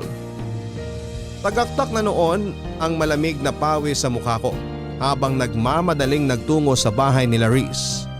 Habang nasa daan ay sinusubukan kong kontakin ang kapatid ni Reese upang makibalita kung may nangyari bang masama pero walang sumasagot sa tawag ko. Nagsimulang manginig ang mga tuhod ko nang makarating ako sa bahay nila Reese at makita ang mga itinatayong tolda sa harap ng kanilang bahay. Uy, Jenica! Anong meron? Ate Kisses, Si Kuya. Kababasa ko lang sa message mo ba? Bakit may ganito? May nangyari ba? Wala na si Kuya. Bakit? Anong nangyari kay Riz? Nasaan ang kuya mo? Wala na si Kuya, ate. Anong wala na? Linawin mo nga, Jenica. Anong nangyari kay Riz? Patay na si Kuya. Wala na siya, Ate Kisses. Pagkagising namin kaninang umaga, hindi na siya humihinga. Hindi pwede to. Hindi totoo yan. Kausap ko lang siya kagabi eh. Magkausap pa kami kagabi. Lahat kami nagulat din, ate. Hindi namin inaasahan na ganito yung mangyayari. Ano bang nangyari? Bakit hindi na siya nagising? Inatake raw sa puso habang natutulog. Ate, ang hirap tanggapin na wala na ang kuya ko. Inatake sa puso? Eh, ang lusog-lusog ng tao? Bakit siya atakihin sa puso? Ang bata pa niya! Hindi nga rin namin alam kung paano nangyari yun eh. Alam naman natin kung gaano kaalaga si kuya sa katawan niya. Nasaan na siya ngayon? Nasa punerarya pa rin siya hanggang ngayon. Mamayang gabi pa raw darating yung labi niya. Ano ba yan? Kausap ko lang siya kagabi eh. Ang saya-saya lang namin nagkukwentuhan bago ako natulog. Walang nag-expect na mangyayari to, ate. Wala man lang nga siyang pahiwatig eh. Huli kaming nag-usap nung kumain kami ng hapunan. Pagkatapos nun, nagstay na siya sa kwarto niya. Nag-uusap kami ng mga oras na yon. Nag-good luck pa nga siya sa akin kasi may exam ako. Ang daldal niya pa kagabi. Ang dami niyang gustong pag-usapan. Alam ko na ginawa ko? Pinatulog ko siya.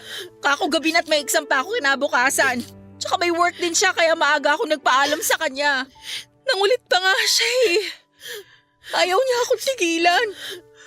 Kung alam ko lang sana na yun pala yung huli naming pag-uusap. Hindi ko na lang sana siya pinilit matulog. Sana nakipagpuyatan na lang ako sa kanya. Ganyan naman tayo lagi eh. Sa sobrang kampante natin sa buhay natin, nakakalimutan nating hiram lang pala natin to. Ang dami ko rin pagsisisi. Sobra. Sabi pa nga niya, ililibre niya ako pagkatapos ng exam ko kasi alam niyang hell week ko ngayon. Yun pala, mas malala pa to sa hell week ko. Nakwento rin niya sa akin yan. Sobrang busy ka raw kasi exam, kaya sobrang miss ka na niya. Alam mo ba kung ano huling message ng kuya mo sa akin? I love you. Anong sinagot mo sa kanya? Nag-I love you too ako. Mabuti na lang sinagot ko siya pabalik kasi kung hindi, habang buhay ko yung pagsisisihan. Ang daya ng kuya mo. Bakit naman siya nang iwan ng ganito? Ang dami pa naming plano eh. Nangako siya na hihintayin niya ako makapagtapos para sabay kaming mag-take ng board. Nag-promise siya na ba panoorin pa niya akong magmarcha. Magiging teacher pa siya dapat eh. Ikaw na lang, ate, ang magpatuloy sa mga pangarap ni kuya. Alam kong gagabayan ka niya kahit wala na siya. Paano ko gagawin yun kung wala na yung kaisa-isang tao na nagbibigay ng inspirasyon sa akin?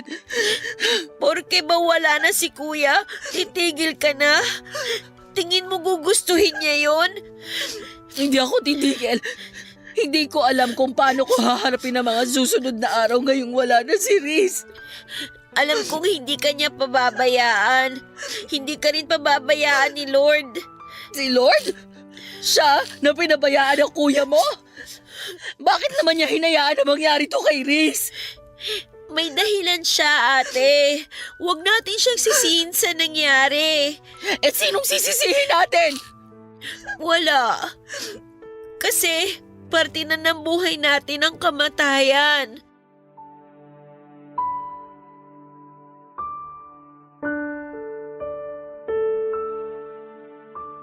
Papadudot habang nilalapitan ko, ang kabaong ni Riz ay parang pelikula na nag-flashback sa isipan ko ang mga ala-ala naming dalawa. Simula noong una kaming nagkita, noong niligawan niya ako at noong mga panahong away-bati kami bilang mag-boyfriend at girlfriend. Bumalik ako sa mga panahong sabay pa kaming pumasok sa klase. Yung mga moment na magkasama kaming nagre-review para sa exam. Mga araw na pag-attend namin sa Bible studies at sa church para magpasalamat kay Lord. Isa na siguro sa mga alaalang hindi ko makakalimutan kay Riz ay ang mga ngiti sa mata nito habang nakatungtong sa stage, suot ang kanyang toga at hawak-hawak ang diploma niya. Napakabata pa niya para bawiin siya ng Panginoon sa mundong ito, Papa Dudut. Marami pa siyang pwedeng gawin. Marami pa siyang pangarap sa buhay na gustong tuparin. Sobrang sakit lang na maaga akong nawala ng taong hindi ko lang itinuring na basta kaibigan, kundi isang pamilya na rin.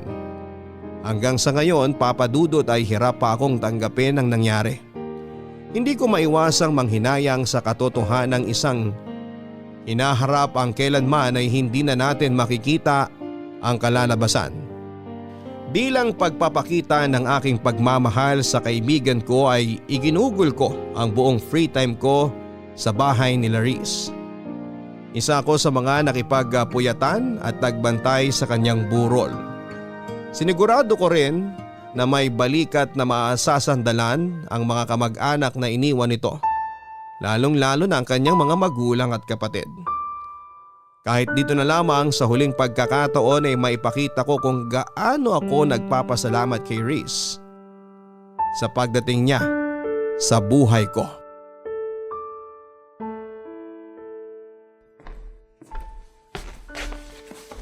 Oh, Ate Kisses, gising ka na pala. Pasensya na, nakatulog ako. Hindi ko na namalayan. Okay lang, kailangan mo ring magpahinga. Gabi-gabi ka nang nagpupuyat eh. Hindi ko maiwan-iwan ang kuya mo eh.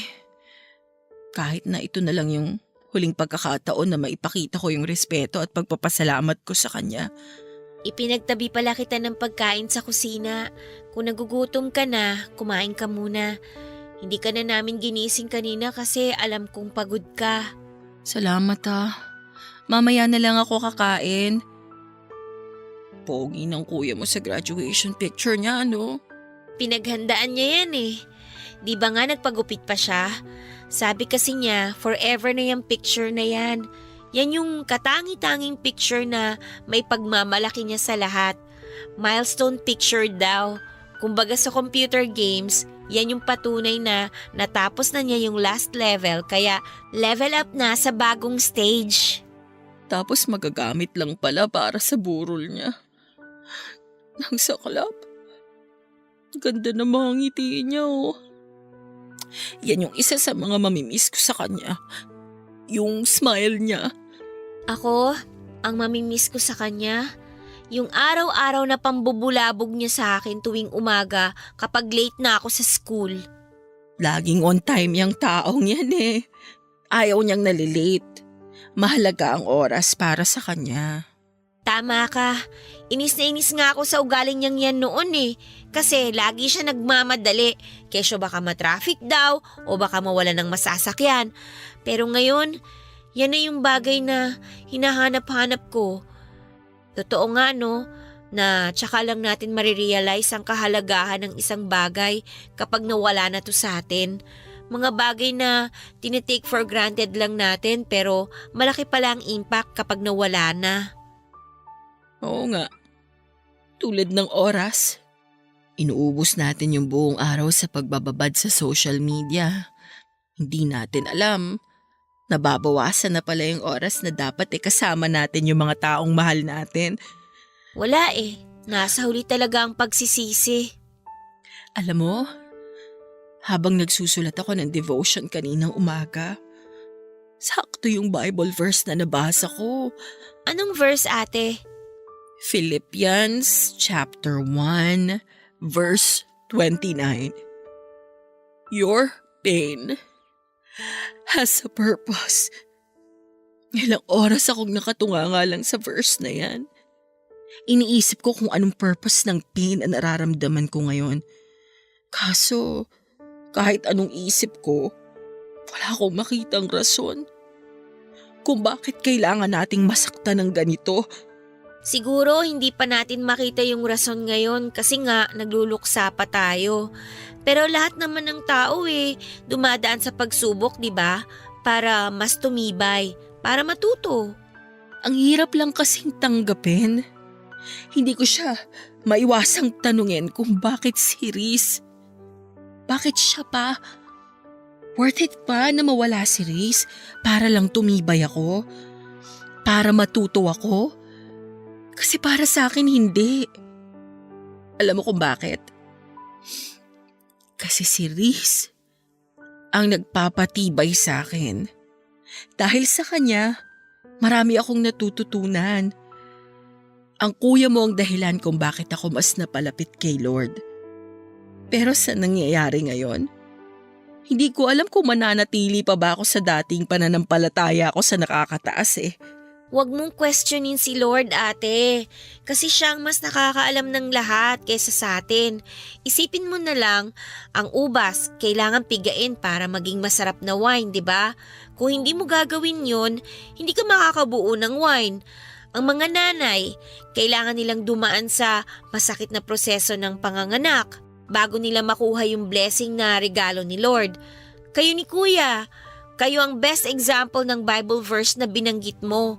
Naging kayo, nasaktan ninyo yung isa't isa, pero ano ba yung kinalabasan ng lahat ng yun? Naging mag-best friends kayo, di ba? Kaya tama nga na every pain and suffering na nararanasan natin talagang may rason. Sana nga worth it ang kapalit ng sakit na nararamdaman ko ngayon. Kasi kung hindi, habang buhay kong sisisihin si Lord sa ginawa niya. Ate, kailangan nating makaramdam ng pain para mag-grow tayo as a person. Siguro hanggang dito na lang talaga yung oras ni Kuya sa mundong to. Siguro ang purpose niya lang talaga para magabayan ka. Ginamit siyang instrumento para mas mapalapit ka kay Lord. Sa tingin mo ba, matutuwa si Kuya kapag nalaman niyang galit ka ngayon sa Diyos? Masisisi mo ba ako kung ganito ang nararamdaman ko ngayon? Alam kong masakit ang nangyari. Ako rin naman mas doble nga ang sakit sa akin kasi kuya ko yung nawala Pero hindi na maibabalik si kuya ng galit natin. Magalit man tayo sa mundo, magalit man tayo kay Lord, magalit man tayo sa lahat ng tao, hindi na mabubuhay pa si kuya. Kaya alisin mo na yung galit mo dyan sa puso mo, ate. Para na rin kay kuya.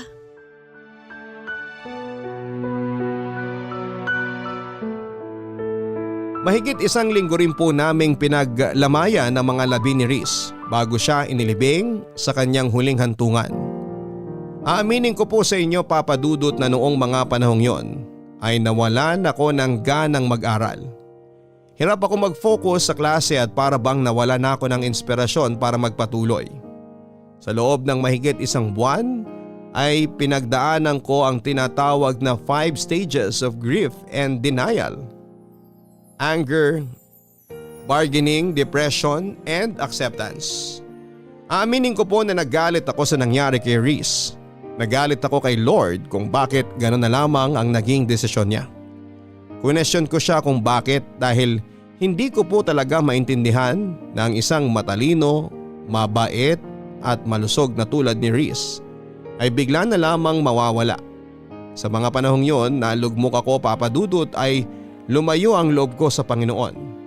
Aminado ako na dahil sa nangyari ay nawala na ang pananampalataya ko kay Lord. Papa Dudut, sa 5 stages of grief na nabanggit, ang pinakamahirap na siguro ay ang depression stage. Akala ko noon ay unti-unti ko nang natatanggap na wala na si Riz, pero dumating talaga ang mga moments, lalo na kapag nag-iisa ako at bumabalik sa alaala ko si Riz. Doon muling bumabalik ang sakit, Papa Dudut. Mugto na noon ang mga mata ko sa gabi-gabing pag-iyak. Isa sa mga naging coping mechanism ko ay ang pag-inom ng alak. Pagkatapos ng klase ay nagiinom ako para lamang makalimutan ang nangyari. Para mabawasan ang sakit. Ito ang naging dahilan, Papa Dudut, kung bakit muntik nang masira ang pag-aaral ko. Kung nabubuhay lang sana si Reese noong mga panahong pinababayaan ko ang sarili ko, ay alam kong hindi niya magugustuhan ang nakikita niya. Paniguradong pagagalitan niya ako katulad ng lagi niyang ginagawa tuwing napapansin itong nawawalan na ako ng pag-asa. Lagi niyang sinasabi noon na kapag dumating ako sa puntong tila ba wala nang sagot ang problema ko at wala nang taong matatakbuhan ay lumapit lamang ako kay Lord. Pero sa pagkakataong yon, Papa Dudut, ay hindi po ako noon handang lumapit sa Diyos dahil nagtatampo pa ako sa nangyari kay Reese. Hanggang isang gabi ay dinalaw ako ni Reese sa panaginip ko. Masaya siya. Ang kislap sa mga mata nito ay katulad ng mga ngiti niya noong nag-graduate siya sa college. Kinausap niya ako sa panaginip ko, Papa Dudut, at sinabing kailangan kong magpatuloy. Kailangan kong magpakatatag. Hindi lang para sa sarili at pamilya, kung hindi para sa mga pangarap naming dalawa. Nangako siyang patuloy niya akong susuportahan at i-guide sa bawat hakbang na gagawin kahit na wala na siya sa tabi ko. Nagising akong luhaan at mabigat ang dibdib at mabilis akong nag-usal ng panalangin at nagpasalamat na sa kahit huling pagkakataon ay muli kong nakausap si Reese. Nang araw din na yun ay nagtungo ako sa church namin at doon ay bukas palad akong sinalubong ng church pastor namin na si Pastor Domingo.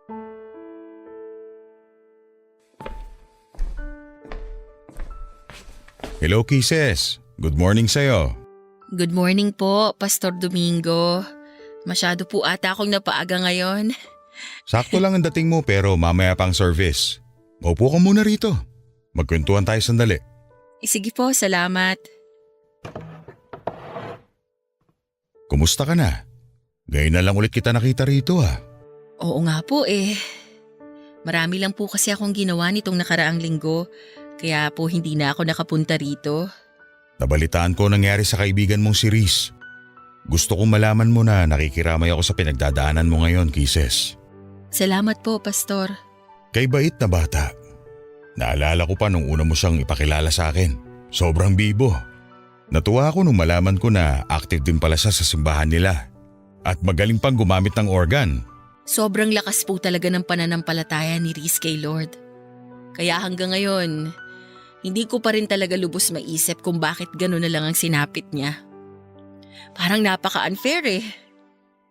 Kung sino pa yung mabait, yung taong marami sanang maiaambag sa lipunan, yung taong maraming natutulungan, sila pa yung unang binabawi sa atin. Bakit hindi kunin ng Diyos yung mga kriminal, yung mga mamamatay tao dyan? Dapat kinuha niya yung mga taong hindi takot gumawa ng kasalanan kasi sila ang dahilan kung bakit sobrang dumi ng mundo. Walang pinipili ang kamatayan, Kisses. Pero sa tanong mo kung bakit nauunang mawala mga taong mababait, ito ang sagot ko dyan. Kasi maaga silang namulat.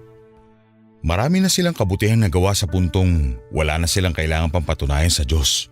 Kumbaga, tapos na yung journey nila. Hindi ko po kayo maintindihan. Sabihin nating may tanim kang kamatis. Alin sa mga bunga nitong unang pipitasin mo? Siyempre yung hinog, di ba? Kasi dumating na sila sa oras na kailangan na silang pitasin. Yung mga may iwan, sila yung kailangan pa ng panahon para lumaki na maayos. Ang ibig niyo bang sabihin, kaya naiiwan ng mga masasamang tao dahil deserve nilang mabuhay ng mas matagal? Naiiwan ng mga masasamang tao kasi sila yung paulit-ulit na binibigyan ng chance ni Lord para magbago. Binibigyan sila ng oras para pagsisihan ng mga maling bagay na ginawa nila, para harapin ang bunga ng kasalanan ginawa nila. Katulad ng kamatis, kailangan pa nila ng panahon para magbago. At kung kailan hinog na sila, saka na lang sila makakabalik sa paraiso ng Diyos. Kaya nga po unfair, diba? Unfair para kanino? Para sa atin o para kay Reese? Para kay Reese. Kasi marami pa siyang pangarap na hindi niya mararanasan kasi maaga siyang binawian ng buhay. Sa tingin mo, mas maganda bang manatili dito sa lupa si Reese kesa sa paraiso ng Panginoon? Hindi ko po alam. Huwag ka malungkot dahil wala na si Reese. Ituring mo siya na mapalad dahil nasa langit na siya kasama ang Panginoon. Hindi niya na kailangan pa mag-suffer sa mundong ito na puno ng kasalanan.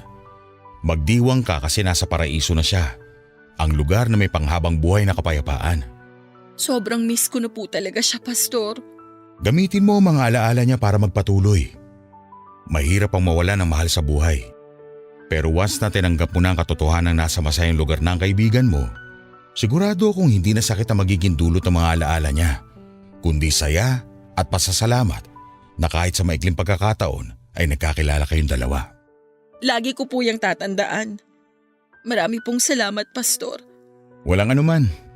Gusto mo bang maging Bible reader sa susunod na linggo? Sige po. Pwede po ba? Oo naman, pwede. O siya, maiwan na kita rito ha.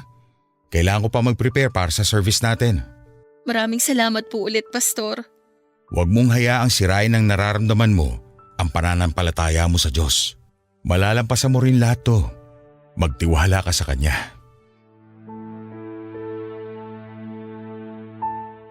Papa Dudut, muli akong nabigyan ng pag-asa nang makausap ko si Pastor. Tama ang mga sinabi niya at alam kong yun din ang bagay na sasabihin sa akin ni Reese kung nabubuhay pa siya, Papa Dudut. Unti-unti nga ay nakatungtong din ako sa acceptance stage. Sa mga sumunod na buwan ay tinanggap din ng sistema ko na wala na talaga si Reese. Mahirap pero kinailangan kong magpatuloy at ginamit kong motivation ang mga pangarap naming dalawa ni Reese. Kasabay nito ay ang muling pagbabalik ng tiwala ko kay Lord. Humingi rin ako ng tawad sa kanya dahil question ko siya. Isang bagay na naging defense mechanism ng mga taong nasasadlak sa buhay. Mag-isa man ay pinagpatuloy ko ang pag-aaral ko, Papa Dudut. Pinilit kong magpatuloy sa buhay para kay Reese. Alam kong matutuwa siya kapag dumating na ang araw na suot ko na ang aking toga at nagmamarcha sa sarili kong graduation day. Hindi nga nagtagal ay dumating na nga po ang araw na pinakahihintay ko. Natapos ko ang kurso ko at lahat ng paghihirap at sakripisyong ginawa ko ay inalay ko lahat kay Reese. Habang inaabot ko ang aking diploma sa stage ay hindi ko po maiwasang malula habang ini-imagine ko na isa si Reese sa mga daang taong nanonood sa crowd. Pumapalakpak at humihiyaw para sa tagumpay na nakamit ko. Pagkatapos ng graduation ay nagkaroon ng kaunting salo-salo sa bahay para i-celebrate ang pagtatapos ko ng pag-aaral. Inimbita ko ang kapatid ni Reese pati ang mga kaibigang naging parte ng college years namin at doon ay sinariwa namin ang mga naiwang ala-ala ni Reese. Guys, kain lang kayo ha. Bawal ang mahiyain dito. Ate Kisses! O Jenica, kanina pa kita hinihintay. Kala ko di ka na darating eh. Dumaan pa kasi ako sa puntod ni Kuya eh. Ako na nagbalita sa kanya na graduate ka na. Talaga ba? Plano ko ring bisitahin siya bukas eh. Halika, kumain ka muna. Ito pala yung gift ko sa'yo, ate. Congratulations! Naku, thank you. Tapos, ito naman, galing kay Kuya. Ha? Habang naglilinis kasi ako ng kwarto niya, nakita ko tong notebook sa desk niya. Dito niya sinusulat yung daily devotions niya. Alam ko na once a month, binabasa niyo sa isa't isa yung mga devotion ninyo. Kaya gusto kong ibigay sa'yo to. Gusto kong mabasa mo yung mga huling devotion niya. Hindi naman siguro magagalit si Kuya na pinakialaman ko yung gamit niya, di ba? Tsaka, alam ko naman na gusto rin niya na mabasa mo yung mga final devotion niya. Salamat, Jenica ha. Ito na siguro yung pinakamagandang gift na na-receive ko ngayong araw. Kumusta ka naman na, ate? Eto, nagpapatuloy pa rin sa buhay. Tatapusin ko tong pangarap namin ni Reese. Promise ko yan eh. Malapit na! Ilang kembot na lang! Oo nga. Pero mahaba-haba pa to. Kailangan ko pang mag-review para sa board at kailangan ko pang pumasa para makakuha ng lisensya. Kayang-kaya mo yan, ikaw pa! Oo naman, kakayanin ko to. Pero alam mo, aaminin ko sa'yo, sobrang miss ko na si Reese. Araw-araw kong pinagpipray na sana dalawin ulit niya ako kahit sa panaginip lang. Sobrang thankful nga ako sa'yo ate eh. Kasi nandyan ka na nagmahal kay kuya nung nabubuhay pa siya. At least dahil sa'yo, naging masaya ang buhay niya. Sabi nga nung nabasa kong quote sa Facebook, kapag naging kaibigan mo raw ang ex mo, ibig sabihin nun, hindi tumigil yung pagmamahal mo sa kanya. At totoo naman yun kasi nakita ko kung gaano nyo kamahal ang isa't isa. Wala naman sa label yan eh. Best friends man yan o jowa, ang pinakamahalaga pa rin, at the end of the day, mahal nyo yung isa't isa. Yun ang ginawa namin ni Reese. Kaya mas lalong lumalim yung relationship namin. Natumbok mo ate! So, ano na palang plano mo after graduation? Mag-work ka ba or magpe-prepare ka na kagad para sa exam? Mag-e-enroll na agad ako sa review center. Gusto ko makakuha ako agad ng license para makapag-start na akong magturo. Abot kamay ko na tong pangarap namin ni Reese eh. Kaya ayoko nang patagalin pa. Ngayon pa lang, i-congratulate na kita ate. Good luck sa'yo ha. Palagi kitang isasama sa prayers ko. Salamat. O sige na, kumain ka na dyan. Magpakabusog ka ha, huwag kang mahiya. Nagluto talaga si mama ng maraming handa para sa araw na to. Maiwan na muna kita dyan ha. Nag-prepare kasi ako ng message eh. Gusto ko magpasalamat bago umalis yung ibang bisita. Sige lang ate, wag mo na ako alalahanin dito. Good afternoon po sa inyong lahat. Habang kumakain kayo, gusto ko lang magpasalamat sa mga taong naging parte ng journey ko na to. Siyempre, una sa lahat, kay Lord. Dahil hindi niya ako binitawan at patuloy niya akong ginabayan sa pag-aaral. Second, sa family ko. Especially kina mama at papa na walang sawang sumuporta sa akin at nagpagod para lang makapag-aral ako. Sa mga kaibigan at kaklase ko na nagpakopya sa akin, joke lang po. At kay Reese na naging inspirasyon ko. Kung nasan ka man ngayon, alam kong nakikinig ka. Congratulations! Congratulations sa ating dalawa! Gusto kong malaman mo na araw-araw kitang namimiss. At kahit na nasa langit ka na, alam kong nag-cheer ka pa rin para sa akin. Lagi kang magiging isa sa mga rason ng lahat ng tagumpay na matatamasa ko. Kahit na magkaroon ako ng sariling pamilya, lagi akong maglalaan ng puwang sa puso ko para sa'yo. Thank you, Reese. Until we meet again. I love you sa pinaka-the best na best friend sa buhay ko.